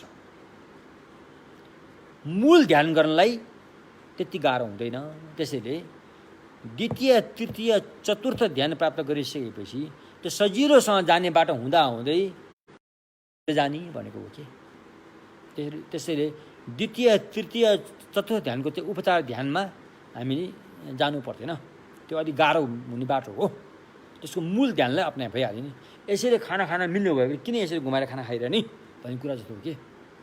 सिधै खाना मिल्नेलाई टाउको घुमाएर, हातले टाउकोलाई घुमाएर खाना खाँदाखेरि त गाह्रो भयो नि त। त्यसरी गर्नु जरुरी छैन भनेर यो चाहिँ 6 किसिमको ध्यानको चित्तमा हाम्रो अभ्यासहरू टिकाउनु पर्छ अरे, हाम्रो अभ्यास चाहिँ। अब त्यसपछि गएर यदि यस्तो ध्यान हामीले प्राप्त गर्न सकेका छैनौँ हैन, समर्थ ध्यान हामीले प्राप्त गर्न सकेका छैनौँ भने काहीँ न काहीँ त टिकाउनु पर्यो। अनि काम धातुकै चित्तमा सारा अभ्यासहरू टिकाउनु पर्ने हुन्छ। काम धातुकै एकाग्रत चित्तमा हामीले यसो एकाग्रत भएर ध्यान गरेकोमा नै अनि अभ्यास साधनाहरू त्यसमा टिकाउनु पर्ने हुन्छ अरे। अब त्यसपछिका अनि हामीले गरेको कुशल कर्महरू, बत्ती बालेको, धुप बालेको, ढोक गरेको, मन्त्र जप गरेको, कोरवा गरेको, व्रत बस्यो, यी सारा कुशल कर्महरू चाहिँ केमा टिक्छ त, कुन धातुमा टिक्छ भन्दाखेरि चाहिँ त्यो सबै काम धातुमै टिकेको हुन्छ, काम भूमिमै, काम धातुको भूमिमै टिकेको हुन्छ अरे। जस्तो अहिले हामीसँग भइरहेको यो चित्त कहाँ छ त, काम धातुमै छ।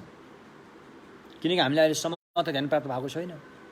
समर्थ ध्यान प्राप्त नहुँदैसम्म यो चित्त काम धातुमै रहिरहेको हुन्छ। र समर्थ ध्यान प्राप्त नगरेका व्यक्तिहरूले गरेको सारा साधना अभ्यासहरू चाहिँ काम धातुकै चित्तमा टिकेको हुन्छ, त्यसमा रहेको हुन्छ। र त्यो त्यति भर पर्दो हुँदैन, त्यति भर पर्दो हुँदैन। किनकि काम धातुको चित्त त्यति भर पर्दो हुँदैन हो, यसरी बुझ्नु पर्यो। अब हामीले शील पालन गर्दाखेरि भगवानको अनुशासन, भगवानले सिकाएको अनुशासन शील पालन गर्दाखेरि मूलतः हामीले केलाई हेरेर चाहिँ शील पालन गरेका हुन्छौँ रे?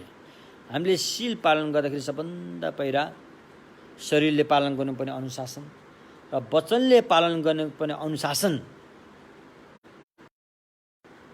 जुन शील छ यो चाहिँ शरीर र वचनलाई हेरेर पालन गरेको हुन्छ हैन। कुन ठाउँमा शरीर लानुपर्ने हो र कुन ठाउँमा शरीर लानु हुँदैन, कुन ठाउँमा वचन बोल्नुपर्ने हो र कुन किसिमको वचन बोल्नुपर्ने हो र कुन किसिमको वचन बोल्नु हुँदैन भन्ने कुरा शरीर र वचनलाई हेरेर अनि हामीले शील पालन गरेका हुन्छौँ रे हैन। अब हामी सामान्य व्यक्ति अथवा सम्भार मार्गमा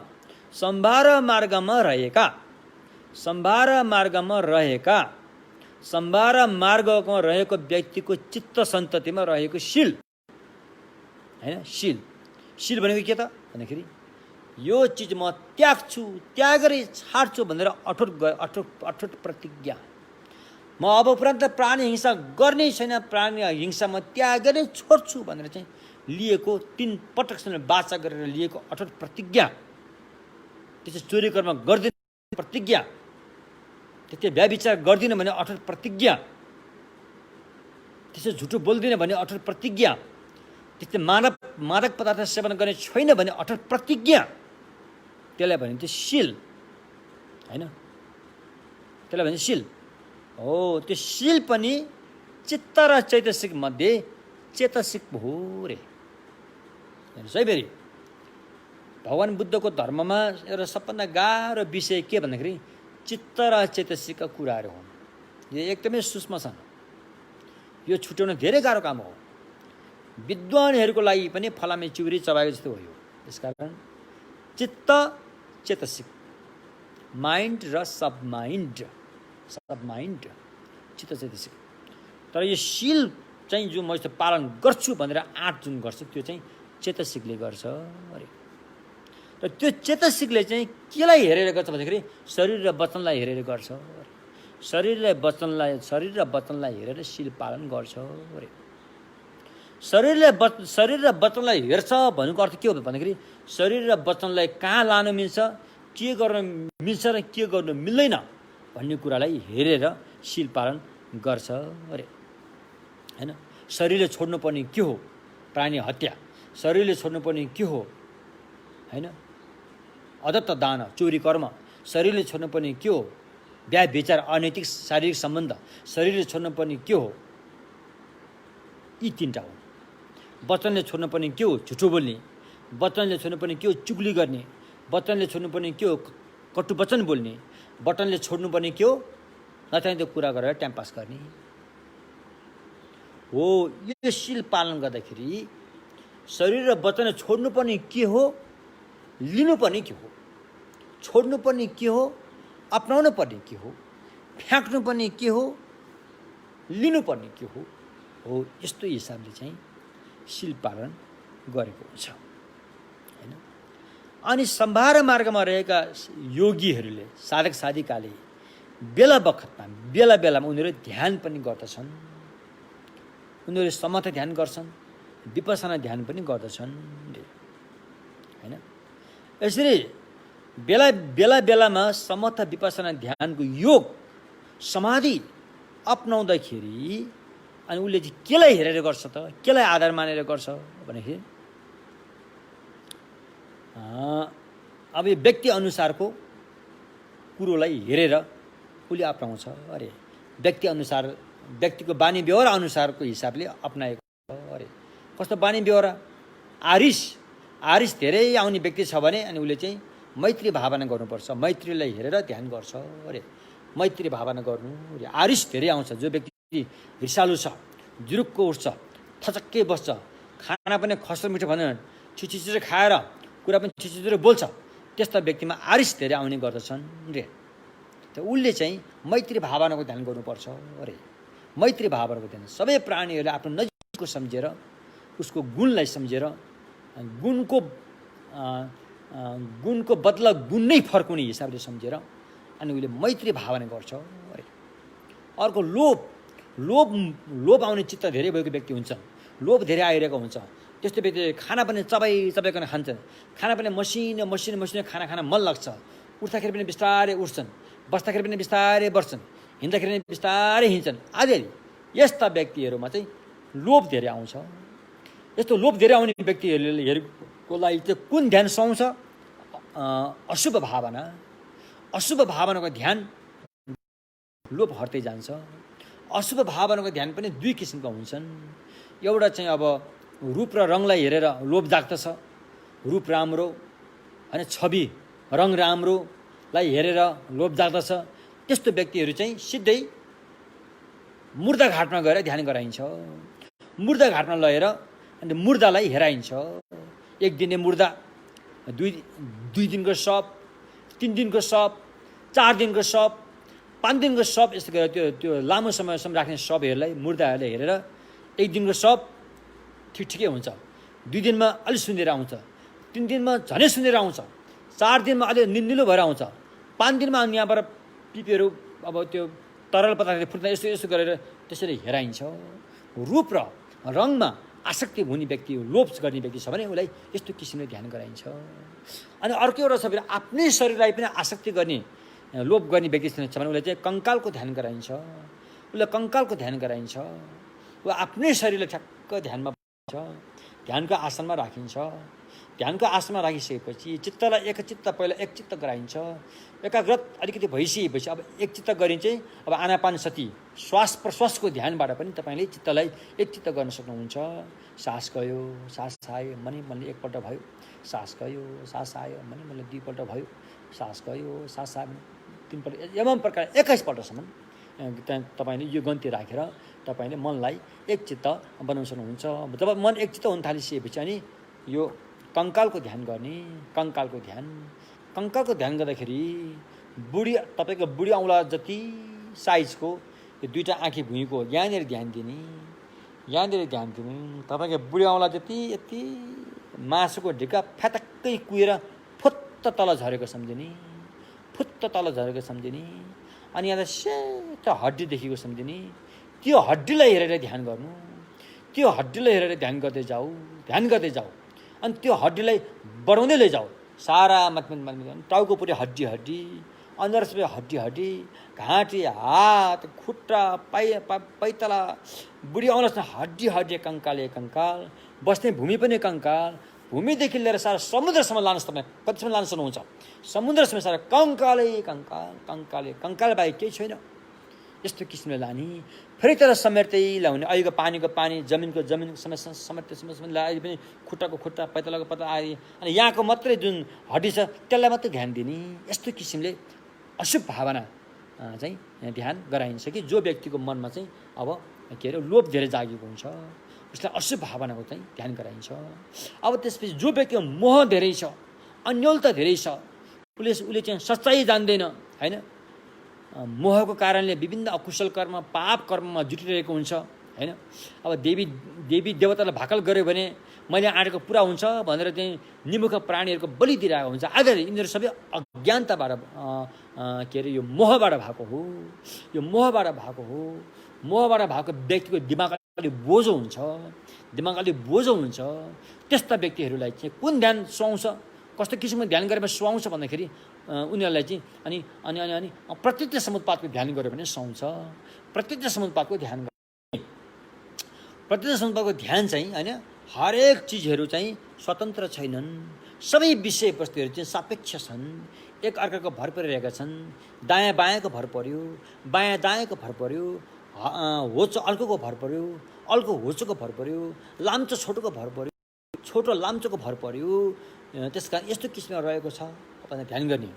अझैलाई गहिरो ध्यान गर्ने हो भनेदेखि अनि भगवान्ले चाहिँ बताउनु भएको 12वटा कडी प्रत्यक्ष समुत्पाद, विद्या संखार विज्ञान नाम रूप षडायतन होइन, यस्तो एवं प्रकारले होइन, मारिक्पा द्विज नामसेदेखि लिएर जरामरण होइन, गासी होइन, अविद्यादेखि सुरु गरेर जरामरणसम्म अनुलोम अनि विलोम गरेर यसलाई 4 दोहोऱ्याएर ध्यान गराइन्छ। त्यो 4 पटकसम्म दोहोऱ्याएर ध्यान गर्दाखेरि तपाईँलाई 4 आर्य सत्यको बोध हुने गर्छ, दुःख सत्यको बोध हुन्छ, दुःख कहाँबाट आयो त्यसको समुदय सत्यको बोध हुन्छ, दुःख कहाँ अन्त हुन्छ त्यसको चाहिँ निरोध सत्यको बोध हुन्छ, दुःखलाई अन्त पार्ने बाटो कुन हो त्यसलाई चाहिँ मार्ग सत्यको बोध हुन्छ। एवं प्रकारले यो 4 आर्य सत्यको बोध हुने ध्यान अपनाइसकेपछि जुन ध्यानलाई चाहिँ प्रतीत सङ्कल्पको ध्यान भनिन्छ, यसले गर्दाखेरि चाहिँ अनि के हुन्छ त, मोह हट्छ, मनमा प्रज्ञा पैदा हुन्छ। हो, यसरी गरिन्छ। अब कोही व्यक्तिहरूमा फेरि घमण्डी पनि धेरै हुन्छ, अभिमान धेरै हुन्छ। घमण्डी पनि अभिमान धेरै हुने व्यक्तिलाई कुन ध्यान सुहाउँछ त भन्दाखेरि त्यस्ता व्यक्तिहरूलाई फेरि धातुको ध्यान गर्नु, 18 धातुको ध्यान गर्नु रे। 18 धातु होइन, 18 धातु छन्, यो धातुहरू जम्मा 18वटा छन् रे। धातु भनेको चाहिँ हामीलाई पकडेर राखिसो नि के, पकड्ने राखेर राखिसो, तर धातु भनिन्छ। 18 धातु जस्तो अब सुन खानेको धातुबाट सुनलाई पकडेको हुन्छ, चाँदी खानेको धातुबाट चाँदीलाई पकडेको हुन्छ भने जस्तै हामीलाई यो भव संसारमा जकडेर राख्ने धातुहरू हुन्छन्। हो, त्यो धातुको ध्यान गर्नु। त्यो धातुको ध्यान गर्न सक्यो भनेदेखि घमण्डी पनि जान्छ, अभिमान हटेर जान्छ। त्यो धातुको ध्यान कसरी गरिन्छ त भन्दाखेरि 18 धातु छन्, एक एकवटा धातु।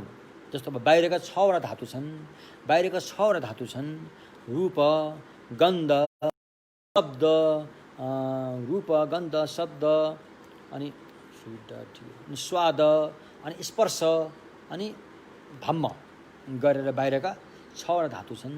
ती 6वटा धातुलाई देख्ने भित्रका 6वटा धातु छन्, जसलाई हामीले 6 इन्द्रिय भनिन्छ। ती 6वटा धातु भए, त्यसमा 12वटा धातु भए। अनि रूपलाई रूप भनेर थाहा पाउने, गन्धलाई गन्ध थाहा पाउने फेरि 6वटा विज्ञान मनहरू छन्। यी 6वटाले फेरि अर्को 6वटा धातु गरेर 6 त्यहाँ 18 धातु।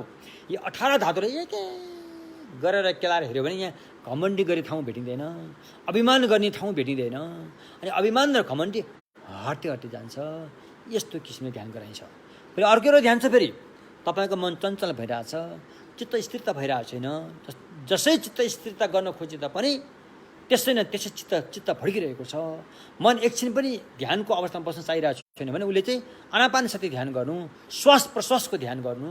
श्वास प्रश्वासको ध्यानले चाहिँ चित्तलाई स्थिरता दिन्छ अरे। यस्तो किसिमले यसलाई भनिन्छ भोट पासमा चोपा नामजुङ्गी मिक्पा। जुन ध्यानले केलाई हेर्ने हो त्यही आधारबाट चाहिँ ध्यान गराइन्छ। एवं प्रकारले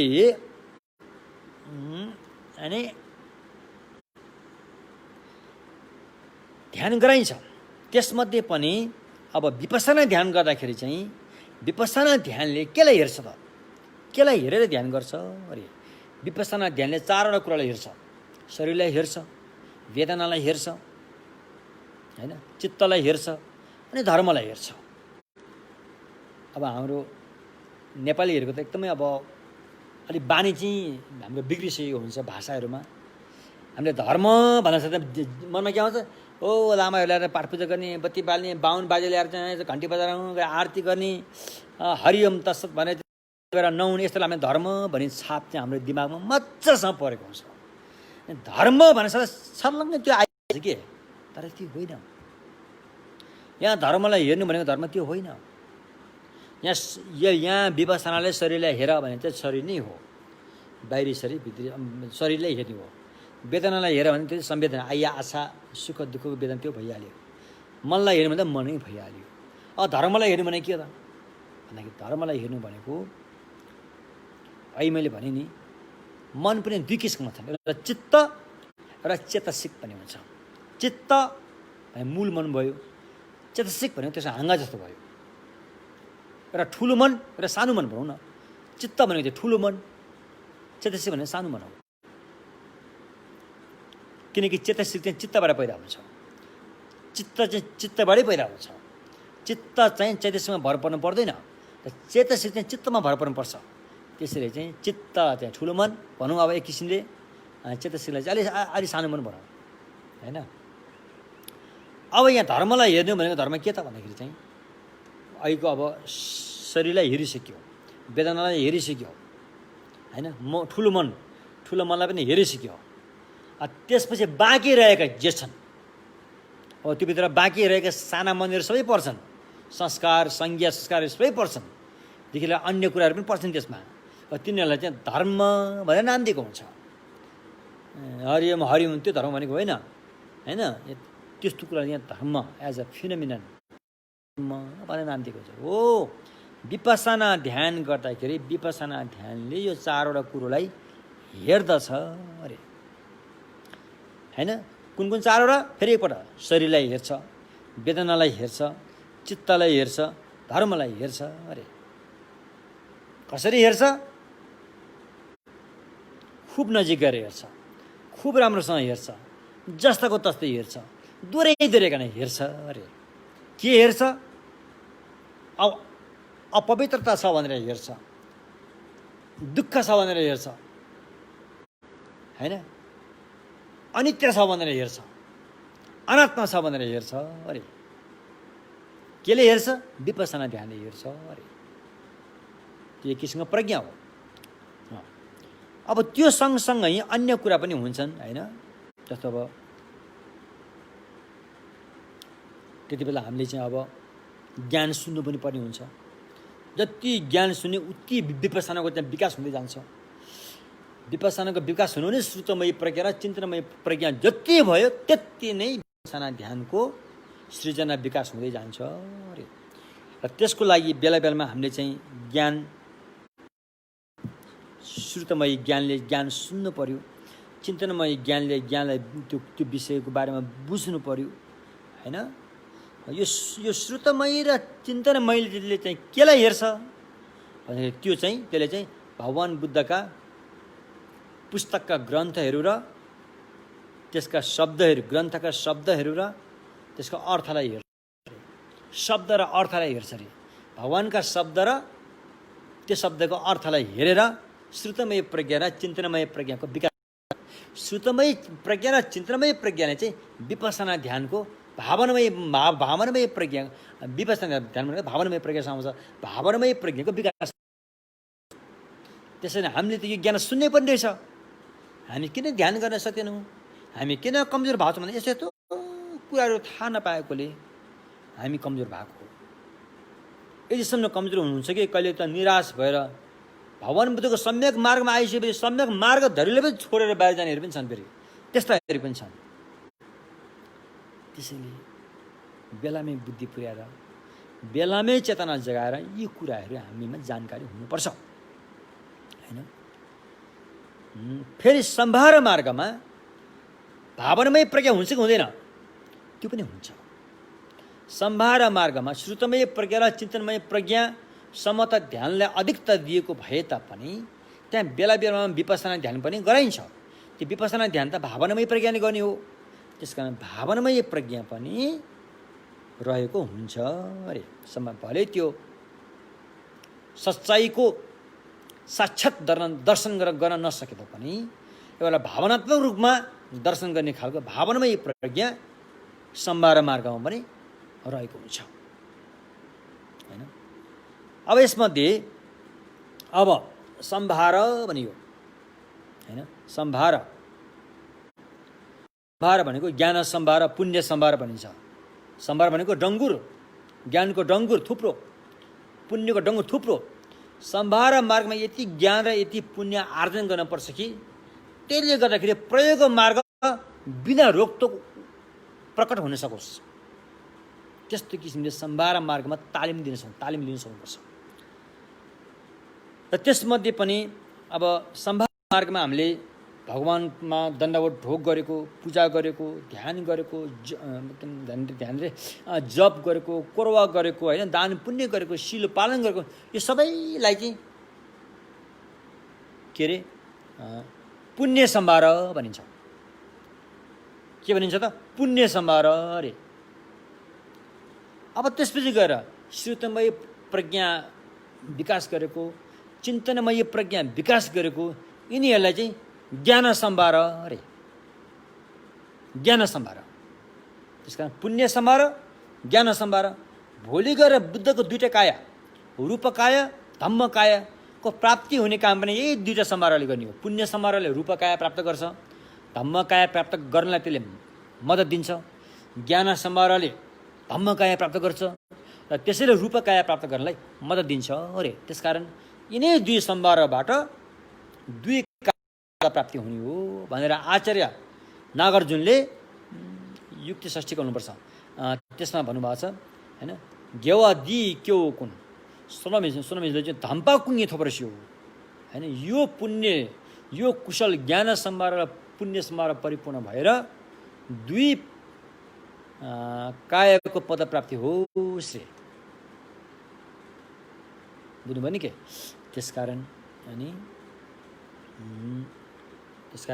सम्भार मार्गमा श्रुतमयी प्रज्ञा र चिन्तनमयी प्रज्ञा मात्रै होइन कि भावनामयी प्रज्ञा पनि त्यसमा विकास हुने रूपमा अगाडि बढी नै रहेको हुन्छ। तीन किसिममा छन्। श्रुतमयी प्रज्ञा रे, सुनेर आएको ज्ञान रे, चिन्तनमयी प्रज्ञा रे, बुझेर आएको ज्ञान रे, भावनामयी प्रज्ञा रे, ध्यान गरेर अनुभूति जगाएको ज्ञान रे। तसर्थ यो तिनै किसिमको प्रज्ञा चाहिँ सम्भार मार्गदेखि नै सुरुवात भइसकेको हुन्छ अरे।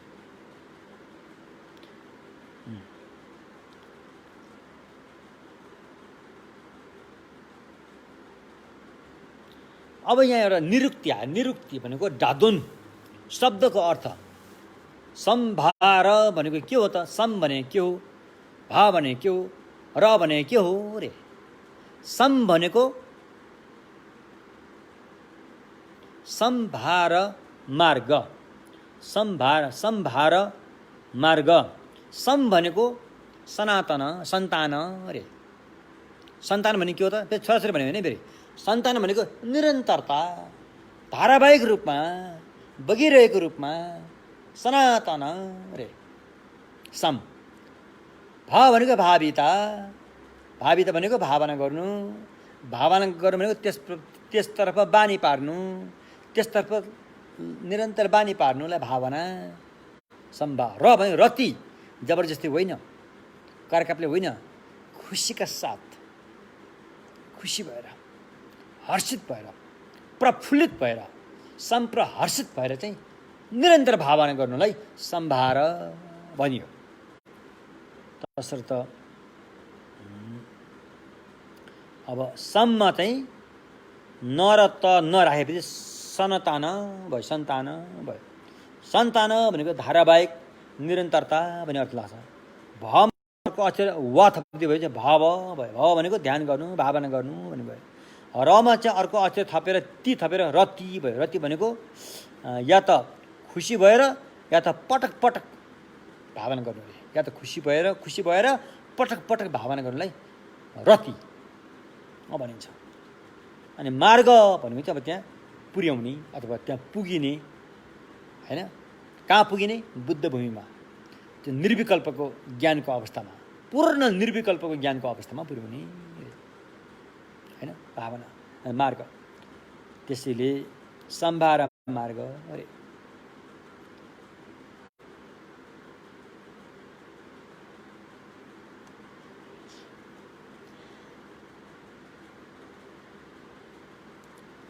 जस्तै हामीले ढोक गर्ने, परिक्रमा गर्ने, मन्त्र धारण मन्त्रहरूको जप गर्ने होइन, दान पुण्य गर्ने, शील पालन गर्ने, सहनशीलताको साधना गर्ने, यो सबैलाई चाहिँ पुण्य सम्भार भनिन्छ। अब भगवान बुद्धका दार्शनिक ज्ञानीहरू श्रुतमय प्रज्ञाले सुन्ने, चिन्तनमय प्रज्ञालाई चिन्तन गर्ने, भावनामय प्रज्ञाले भावना गर्ने, यिनीहरूलाई चाहिँ ज्ञान सम्भार भनिन्छ। त्यसकारण पुण्य सम्भार र ज्ञान सम्भार भनिन्छ। अनि त्यो सम्भार मार्ग भन्ने त्यो हो। सम्भार भने के हो त? पुण्य सम्भार र ज्ञान सम्भारको डङ्गुरलाई सम्भार भनियो। मार्ग भनिएको चाहिँ अनि यहाँ के भनेको छ? थार्पा छ्यातुन कि लाम, थार्पा छ्यातुन भन्ने एउटा नाम छ यहाँ होइन।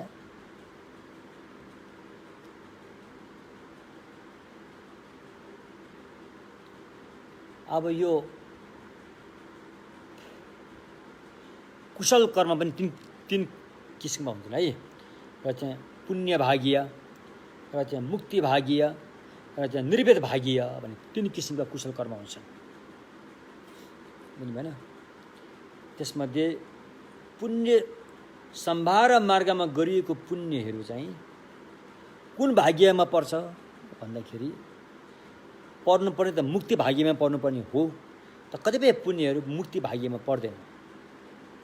मुक्ति भाग्य सम्भार मार्गमा बसेर साधना गरेर प्राप्त भएको पुण्यलाई मुक्ति भाग्यको दर्जा पाउनको लागि उसले सुरुमा चित्त उत्पाद गरेको हुनुपर्छ, बुद्धिचित्त उत्पाद गरेको हुनुपर्छ, अन्तिममा त्रिकोटी परिशुद्धबाट परिणामना गरेको हुनुपर्छ। यो दुईवटा कुरालाई भेटेको छ भने चाहिँ त्यो अन्तर्गतमा पर्ने सारा पुण्यहरू चाहिँ मुक्ति भाग्यमा पर्छ, मुक्ति भाग्यमा पर्छ अरे। त्योभन्दा बाहिर गएको पुण्यहरू चाहिँ पुण्य भाग्यमा पर्छ त्यो, हैन? मुक्ति भाग्यमा पर्दैन, पुण्य भाग्यमा पर्छ अरे, हैन? त्यसकारण बोधिचित्त उत्पाद गरेर कुशल कर्मको साधना गरेर साधना गरिएको कुशल कर्मलाई सम्पूर्ण प्राणीको हितार्थ कल्याणार्थ सम्मासम बुद्धता प्राप्तिको बुद्ध भूमिमा त्रिकोटी परिशुद्ध गरेर त्यो पुण्यलाई परिणामना मोह गर्न सक्यो भनेदेखि ती सारा पुण्यहरू चाहिँ सम्भार मार्गमा रहेका व्यक्तिले चाहिँ मुक्ति भाग्यमा समेट्न सक्छ अरे।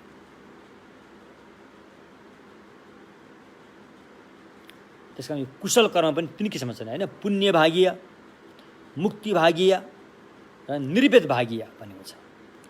पुण्य भाग्य भने चाहिँ अब सामान्य व्यक्तिले गर्ने राम्रो कामहरू, जो बुद्ध धर्मसँगको शरणमा पनि त्यति गएको हुँदैन, गइहाले पनि त्यसको मतलब बुझेर गएको हुँदैन, अनि यसरी बुद्धिचित्त उत्पाद पनि गरेको हुँदैन। सामान्य व्यक्तिले गरेका सारा पुण्यहरू चाहिँ के भनिन्छ त्यसलाई? यसलाई के भनिन्छ? यसलाई भनिन्छ पुण्य भाग्य। त्यसकारण भगवानको सम्यक मार्गबाट बाहिर रहेर गरेको अधिकांश सबै पुण्य कर्म, सबै राम्रो कामको दर्जा जतिलाई दिएको छ त्यो सारा चाहिँ पुण्य भाग्यमै गाभिन्छ। भगवानको सम्यक मार्गमा आएर बुद्धिचित्त उत्पाद गरेर अनि कुशल कर्म गरेर अन्तिममा त्यसलाई चाहिँ बुद्ध भूमिमा परिणामन गर्न सक्यो भनेदेखि त्यो सारा पुण्य कर्मलाई चाहिँ सम्भारलाई चाहिँ मुक्ति भाग्यमा राखिन्छ।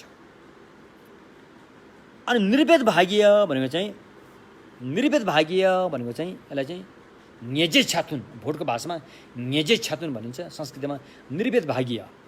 निर्वेद भाग्य अरे, निर्वेद भाग्य भनेको चाहिँ अब प्रयोग मार्ग। अहिले हामी यहाँ सम्भार मार्गको बारेमा कुरा गर्दैछौँ। सम्भार मार्ग पार भएपछि अर्को खुट्टीले कहाँ आउँछ? प्रयोग मार्ग। प्रयोग मार्गमा प्राप्त भएको पुण्य ज्ञानलाई चाहिँ निर्वेद भाग्य भनिन्छ। बुझ्नुभयो नि? त्यो अब यहाँ प्रयोग मार्ग बेला आउँछ, तल आउँछ। यस्तै किसिमले पुण्य पनि यो के अरे पुण्य र ज्ञान पनि तिन किसिममा हुँदो रहेछन्। एउटा चाहिँ पुण्य भाग्य, हैन? र पुण्य भाग्यले चाहिँ के काम गर्छ भने पुण्य भाग्यको पुण्यहरूले चाहिँ के काम गर्छ त भन्दाखेरि त्यसलाई मुक्ति भाग्यमा राखिन्न, निर्वेद भाग्यमा पनि राखिन्न। यो सबै पुण्य भाग्यमा राखिन्छ, किनकि त्यो कुशल कर्मले या त मान्छेको चोलासम्म पुर्याइदिन्छ, या त ब्रह्मलोकसम्म पुर्याइदिन्छ, या त अरूप धातुसम्म पुर्याइदिन्छ। त्यहाँभन्दा माथि जान सक्दैन। अहिले धोका दिइरहेछ नआए फेरि। त्यसकारण सम्यक मार्ग भगवानले दर्शाएको, भगवानको शाक्य मुनिले दर्शाएको सम्यक मार्गबाट बाहिर रहेर गरेको त्यति पनि राम्रो शुभ कामहरू छन्, कुशल कामहरू छन्, त्यो सबै पुण्य भाग्यमै आउँछ।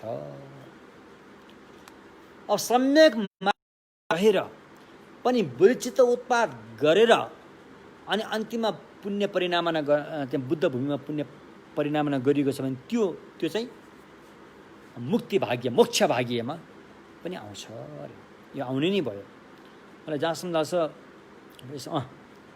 त्यसपछि गएर सम्भार मार्गलाई पास भएर अनि प्रयोग मार्गमा पुगेपछि तिनै पुण्य र ज्ञानहरू चाहिँ फेरि त्यसलाई के भनिन्छ? अर्को नाम दिन्छ, निर्वेद भाग्य भनिन्छ, हैन? निर्वेद भाग्य, हैन? निर्वेद भनेको न्यजे, हैन? न्यजे भनेको चाहिँ दर्शन मार्ग हो। छाथुन त्योसँग मिल्दो हो, त्यसमा पुर्याउन सक्ने भएकोले, दर्शन मार्गमा पुर्याउन सक्ने भएकोले निर्वेद भाग्य भनिन्छ। हो, यो भयो। अब यसमा चाहिँ मुक्ति भाग्य अथवा मोक्ष भाग्य भने मोक्ष भने के हो त? निर्वाण हो। निर्वाणलाई यहाँ मोक्ष भनिन्छ, मोक्षलाई यहाँ निर्वाण भनिन्छ हैन। त्योसँग मिल्ने भएकोले, त्योसँग मिल्ने पुण्य र ज्ञान भएकोले त्यसलाई चाहिँ मुक्ति भाग्य वा मोक्ष भाग्य भनिन्छ। सम्यक मार्गबाट बाहिर गएर गएको जति पनि पुण्य र ज्ञान छन् तिनीहरूले निर्वाण प्राप्त गर्न सक्दैन। भगवानले देशना गरेको जुन निर्वाण छ त्यो प्राप्त गर्न सक्दैन। नसक्ने भए तिनीहरू चाहिँ पुण्य भाग्यमा मात्रै सीमित रहन्छ, त्यहाँबाट अगाडि बढ्न सक्दैन। त्यसकारण यो मोक्ष भाग्य र निर्वेद भाग्यको दर्जा पाउनलाई तपाईँ सम्यक मार्गमा आएकै हुनुपर्छ। 1 2 3 सम्यक मार्गमा आएकै हुनुपर्छ। अनि त्यहाँबाट गरेको अभ्यासले मात्रै त्यो दर्जा पाउँछ र भोलि गएर उसले चाहिँ निर्वाणै प्राप्त गर्न सक्छ। कुरो त्यो।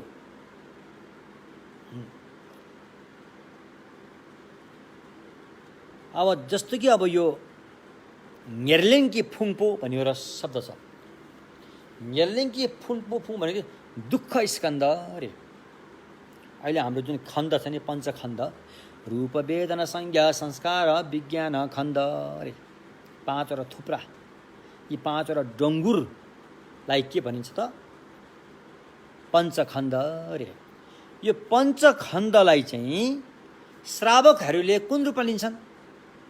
श्रावकहरू, चाहे तपाईँ होला श्रावक, चाहे म होला, चाहे कोही पनि होला, जो श्रावक ज्ञानको मार्गमा लागेका छन्। फेरि तपाईँले यो नसोच्नु कि ए पहेँलो लागेको चाहिँ श्रावकहरू हुन्, हिँडियान हुन्, रातो लागेको चाहिँ माया हुन् भनेर नसोच्नु होला। यो कपडामा फरक पर्दैन। पहेँला लाकेहरू पनि बुद्धिसत्वहरू थुप्रै हुनुहुन्छ, रातो लाकेहरू पनि श्रावकमा लाग्ने थुप्रै हुनुहुन्छ। त्यस कारण यो लुगाको फरक होइन, आशयको फरक हो। आशयको जो व्यक्ति सम्मासन बुद्ध भूमिमा जान चाहन्छ त्यो पनि अरूको हितको लागि, त्यसलाई बुद्धिसत्व भनियो। अहिलेको भाषामा त्यसलाई माया पनि भनिन्छ। जो व्यक्ति हैन आफ्नो कल्याणको लागि ऊ अरहत हुन चाहन्छ, आफ्नो कल्याणको लागि समाजमा बुद्ध हुन चाहन्छ भने त्यो चाहिँ श्रावक ज्ञानी भयो। अरूको हितको लागि हुन चाहन्छ महाज्ञानी, बुद्धिसत्व ज्ञानी। आफ्नो हितको लागि कल्याणको लागि हुन्छ श्रावक ज्ञानी भयो। फरक त्यति मात्रै हो। तसर्थ यसरी बुझ्दाखेरि चाहिँ श्रावकहरूले चाहिँ श्रावक ज्ञानबाट गएर हाम्रो यो पञ्चखण्डलाई चाहिँ कुन रूपमा हेरिन्छ भन्दाखेरि पञ्चखण्डलाई चाहिँ रोगीको रूपमा, रोगले ग्रस्त भएको रूपमा, घाउ भएको रूपमा, घाउको डङ्गुरो भएको रूपमा, यस्तो रूपमा हेरिन्छ। यस्तो रूपमा हेर्दाखेरि अनि हैन यस्तो रूपमा हेरिसकेपछि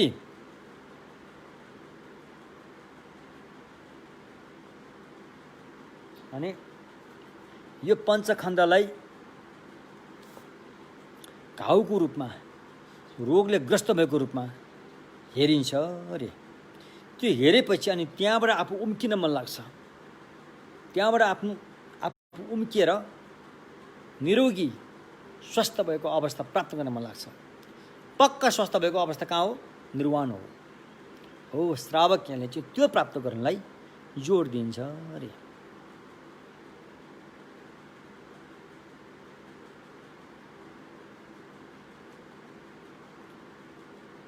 अब यसको थुप्रै कुराहरू छन्। आजको समय लगभग सकिसकेको छ। भोलि म फेरि यसलाई अलिकति स्पष्ट पार्न चाहन्छु। आजको प्रवचन अलिकति तपाईँहरू भर्खरको सिकारीहरू हुनलाई त अलिकति भाषाको जटिलताले अलिकति अप्ठ्यारो नै पर्यो होला, तर अप्ठ्यारो नमान्नु होला। सुरुमा यस्तै हो सबै कुरा। अलिकति यो भगवानको ज्ञान, त्यसमध्ये पनि शाक्यमुनि जस्तोको ज्ञान चाहिँ यो न्युज पेपर पढे जस्तो पक्कै पनि होइन, अखबार पढेर बुझ्ने जस्तो होइन। यसको लागि प्रज्ञाको आवश्यक हुन्छ, जरुरी हुन्छ। त्यसकारण अलिकति ध्यान दिनुभयो भने तपाईँले सजिलैसँग बुझ्नुहुन्छ। त न्युज पेपर पढे जस्तो गरेर ध्यान दियो भने त्यति बुझिँदैन। अलिकति अगाडिबाट ध्यान दिनुभयो भने सजिलैसँग बुझिन्छ। भगवानले तपाईँलाई बुझ्नको लागि नै बताउनु भएको हो। यसलाई गाह्रो पारौँ, यसलाई कष्ट पारौँ भनेर बताएको पटक्कै होइन। भगवानले चाहिँ तन मन वचनबाट कसरी प्राणीहरूले सजिलैसँग यो सही ढङ्गसँग बुझ्छन् भनेरै उहाँले बताउनु भएको। त्यसकारण त्यति गाह्रो मानिहाल्नु पर्दैन। सुरुमा अलिअलि अप्ठ्यारो लाग्छ हामीलाई, यी भाषाहरू नौलो हुन सक्छन् किनभने हामी त अरू संस्कारमा जकडिएर बसेको हो, अरू रीतिरिवाज चलन चल्ती हाहुमा हामी चाहिँ जकडिएर चुर्लुमै डुबेर बसेको हो नि त। त्यस्तो लागि त्यो चुर्लुको त्यो दुर्गन्धितबाट निस्कनको लागि तपाईँ अलिकति आफ्नो खुट्टा चलाएर हात चलाएर पौडी खेल्न पर्ने हुन्छ, तब न बाहिर त्यहाँबाट निस्किन सकिन्छ होइन। त्यो चुल्लुमा डुबे भयो भने त त्यो त निस्किन सक्दैन नि त। आफूले अलिकति मेहनत गर्नुपर्छ, बुझ्नुभयो नि कि कहिले अहिले नि आजैबाट यहीँबाट स्वास्थ्य छँदै नै गर्नुपर्छ भएर चाहिँ ढलिसकेपछि त त्यो ढिलो भइसक्यो हुन्छ। अब पश्चातापको आँसु बगाउनु बाहेक अरू उपाय हुँदैन। त्यसकारण अहिले नै बुझ्नुपर्छ। र आज हामीले गरेको जति पनि धम्म देशमा छ यसको संक्षिप्तमा म फेरि एकपल्ट मनमा राख्नलाई भन्न चाहन्छु। संक्षिप्तमा भगवान् बुद्धको धर्ममा यो विश्व ब्रह्माण्डलाई कसरी चाहिँ भाग लागेको रहेछ भन्दाखेरि चाहिँ तल नरक लोकदेखि लिएर माथि अरूप धातुसम्मको कुराहरू हामीले यहाँ एउटा फोटोलाई पनि हामीले देखायौँ हो। यस्तो किसिमले अनि काम धातु कहाँबाट कहाँसम्मलाई काम धातु भन्छन्, कहाँबाट कहाँसम्मलाई रूप धातु भन्छन्, कहाँबाट कहाँसम्मलाई अरूप धातु भनिन्छ भन्ने कुरा पनि हामीले मोटामोटी रूपमा हामीले बुझ्यौँ होइन। त्यसको विस्तृत जानकारीको लागि चाहिँ तपाईँले अभिधर्म पढ्नुपर्छ। अनि त्यसपछि गएर अनि यो भाव संसारलाई फेरि यो ध्यान गर्दाखेरि 9 भागमा बाँडेको छ, 9 भूमिमा बाँडेको छ। कुन भूमिमा चाहिँ ध्यान गतिलोसँग गर्न सकिँदैन भन्दाखेरि काम धातुको भूमिमा चाहिँ ध्यान गतिलोसँग गर्न सकिँदो रहेनछ। आफ्नो चित्त कुनै पनि हालतमा काम धातुबाट उम्काएर होइन समता ध्यान प्राप्त गर्नुपर्ने रहेछ। समता ध्यान प्राप्त गरेपछि मात्रै ध्यानमा दिगो आउँदो रहेछ, ध्यान सशक्त रूपमा अगाडि बढ्न सक्दो रहेछ। काम धातुको चित्त चाहिँ खलबलिरहेकोले अलिकति गाह्रै हुँदो रहेछ भन्ने कुरा पनि हामीले बुझ्यौँ। त्यसकारण अब अहिले हामीले जति पनि साधना अभ्यासहरू गर्छौँ यो अभ्यास चाहिँ कस्तो जुनीले यो अभ्यास गर्न सक्छ भन्दाखेरि मान्छेको चोलाले अभ्यास गर्न सक्छ भन्यौँ। मान्छे चोला पनि जम्बुद्वीपका मान्छेको चोलाले अति सुगम हुन्छ अभ्यास गर्नलाई पनि हामीले भन्यौँ होइन। त्यसमध्ये पनि अब पुरुष लिङ्ग र स्त्री लिङ्ग भएकोलाई एकदमै राम्रो हुन्छ भनेर पनि हामीले भन्यौँ। त्यसपछि गएर अनि चित्त चाहिँ कस्तो हुनुपर्छ, मन चाहिँ कस्तो हुनुपर्छ भन्दाखेरि मन चाहिँ समता ध्यान प्राप्त गरेको मनले यो सारा अभ्यासहरू गरेको हुनुपर्छ। समता ध्यान प्राप्त नगरेर जतिसुकै एकाग्र चित्त भए तापनि त्यो काम धातु अन्तर्गतै पर्छ। त्यसमा त्यति बल हुँदैन, त्यति जोड हुँदैन। त्यसैले हामीले चाहिँ समता ध्यान प्राप्त गर्नुपर्ने हुन्छ भन्ने कुरा हामीले भन्यौँ। समता ध्यान प्राप्त गर्नलाई के गर्नुपर्छ भन्ने कुरा पनि हामीले जतिदेखि भनिरहेको छौँ कि एकान्त बास बसेर मनलाई एकान्तमा लगेर शरीरलाई एकान्तमा लगेर ध्यानमा राखेर अनि एउटा चाहिँ कल्याण मित्र गुरुले दिएको चित्तलाई टिकाउने एउटा कर्मस्थानलाई ग्रहण गरेर कर्मस्थानमा चित्तलाई त्यहाँनिर टिकाएर कर्मस्थान जे दिएको छ त्यही ठाउँमा चित्तलाई टिकाएर कसरी टिकाउने होस रहेर होस हुनु पर्यो। ध्यान गर्दाखेरि हर क्षण होस हुनु पर्यो। त्यो होस भनेको कल्याण मित्र गुरुले ध्यान गर्नको लागि तपाईँले जुन कर्मस्थान दिएको छ, जुन उपदेश दिएको छ त्यसलाई चाहिँ बिर्सनु भएन। त्यसलाई नबिर्सिकन होस हवसका साथ रहन सक्नु पर्यो। होस हवसका साथ रहँदै पनि बिचमा बिथुने तत्त्वहरू थुप्रै आउने गर्दछन्। त्यसमा निन्द्रा आउँछ, तन्द्रा आउँछ, चित्त बाहिर भड्किन्छ, चित्तभित्र गुम्सिने गर्छ। आफूले पहिला भोगेका मोज मस्तीहरूलाई त्यसलाई याद आउने गर्छ। आफूले पहिला भोगेका दुःख पीडाहरूलाई त्यसले याद आउने गर्छ। त्यसले फेरि चित्तलाई भड्काइदिन्छ। भविष्यको कुराहरूलाई फेरि अहिले नै मनमा आउने गर्छ। त्यसले पनि चित्तलाई भड्काइदिन्छ। त्यस्ता चिजहरू आएका छन् कि छैनन् भनेर चाहिँ खबरदारी गर्नलाई, रेखदेख गर्नलाई मनको दैलोमा अनि यो के अरे सचेतना अलर्टनेस सचेतनालाई त्यहाँ खबरदारी गर्नलाई एउटा चौकीदारीको रूपमा हर हमेसा त्यहाँ राख्नुपर्छ। यस्तो गरेर अनि तपाईँले चित्तलाई स्थिर पार्ने 9वटा उपाय छ। 9वटा उपायलाई अपनाउनु। 9वटा उपाय अहिले हामीले अपनाउन नसके तापनि 2-3टा उपाय अपनाउनु। त्यो हामीले कुरा गऱ्यौँ। सबभन्दा पहिला चित्तलाई जुन ठाउँमा राखेर ध्यान गर भनेर कल्याण मित्रले आदेश दिनुभएको छ त्यही ठाउँमा थपक्कै त्यहाँनिर राख, यताउता जान नदेऊ। राख्ने काम तिम्रो हो, भाग्ने काम मनको काम त भाग्ने हो। ऊ त भाग्न सुरु गरिहाल्छ, उसको काम भाग्ने, ल्याएर राख्ने काम तपाईँको। त्यस कारण फेरि तपाईँ बिस्तारै फकाएर ल्याएर त्यहाँ थपक्कै राख्ने, फेरि भाग्छ, फेरि फकाउँदै ल्याएर थपक्कै राख्ने, फेरि भाग्ला, फेरि ल्याएर त्यहाँ राख्यो, फेरि भाग्यो, फेरि ल्याएर त्यहाँ धेरै भाग्यो भने एकपल्ट त्यसलाई छोडिदिने। ल कहाँ जान्छ, ल जा त, म तँलाई हेर्छु भनेर हेरिसकेपछि त्यो धेरै भाग्न सक्दैन। फेरि धेरै भाग्न सक्दैन, फेरि त्यसलाई फर्केर लिएर आएर थपक्क त्यहाँनिर राख्ने यसो गरेर थोरै दिनको 10 मिनट किन नहोस् 15 मिनट किन यसो गरेर ध्यान गर्दै गएपछि चित्त चाहिँ एक चित्त हुन्छ। एक चित्त भएर आएपछि त्यो पनि समता होइन, अझै पनि समता पुगिसकेको छैन। त्यो एक चित्तलाई पनि कामा धातुकै गोत्र भनिन्छ, कामा धातुमै छ अझै पनि, तर पनि त्यसले अलिअलि राम्रो काम चाहिँ गरिरहेको हुन्छ। तर त्यही एक चित्त भएकोलाई फेरि जोड दिएर अगाडि बढ्ने, अगाडि मेहनत पस्किने, ध्यानको मेहनत ध्यान हुने कार्यको मेहनत पस्किसकेपछि झन् अगाडि बढिसकेपछि अनि हाम्रो शरीरमा चल्ने जो वायु छ, एनर्जीहरूमा बदलाव आउँछ। बदलाव आएपछि शरीरमा आनन्द, एक किसिमको आनन्द हल्का महसुस भएर आउँछ। मन पनि एकचित्त धेरै समयसम्म एकै ठाउँमा राख्न सकिन्छ। शरीर गल्दैन, थकित भएको महसुस हुँदैन। त्यो भएपछि चाहिँ लगभग समता ध्यान पायो रे। त्यहाँसम्म चाहिँ हामी पुग्नुपर्छ, त्यहाँसम्म चाहिँ पुग्नुपर्ने हुन्छ। बुझ्नु भने के, यति पुगेपछि अनि हामीले अनि अगाडि विपස්සनाहरूलाई पनि अगाडि बढाएर लान सकिन्छ। अझै समतालाई निखार्दै अगाडि लान सकिन्छ भन्दै आजको प्रवचनमा यहाँ टुङ्ग्याउँछु। अहिलेसम्म हामीले अध्यापन गरेको जति पनि पुण्य प्राप्त छ, यसले चाहिँ होइन यस्तो महामारी सरुवा रोग शीघ्र हटेर सम्पूर्ण प्राणीहरूले स्वास्थ्य लाभ गर्न सकुन् र विशेष मानव चलनमा भइपरिआएको यस विषम परिस्थितिबाट शीघ्र स्वास्थ्य लाभ गर्न सकोस् र अन्तर्गत बुद्धत्व प्राप्त गर्न सकुन् भनेर पुण्य परिणामना गरौँ। सोनम दियथम जे शिव ङे थुम्ने ङे बेडना भञ्जे ने के गा नछि बलौं ठुबा सिबे सोलेन्डो वन डो वरा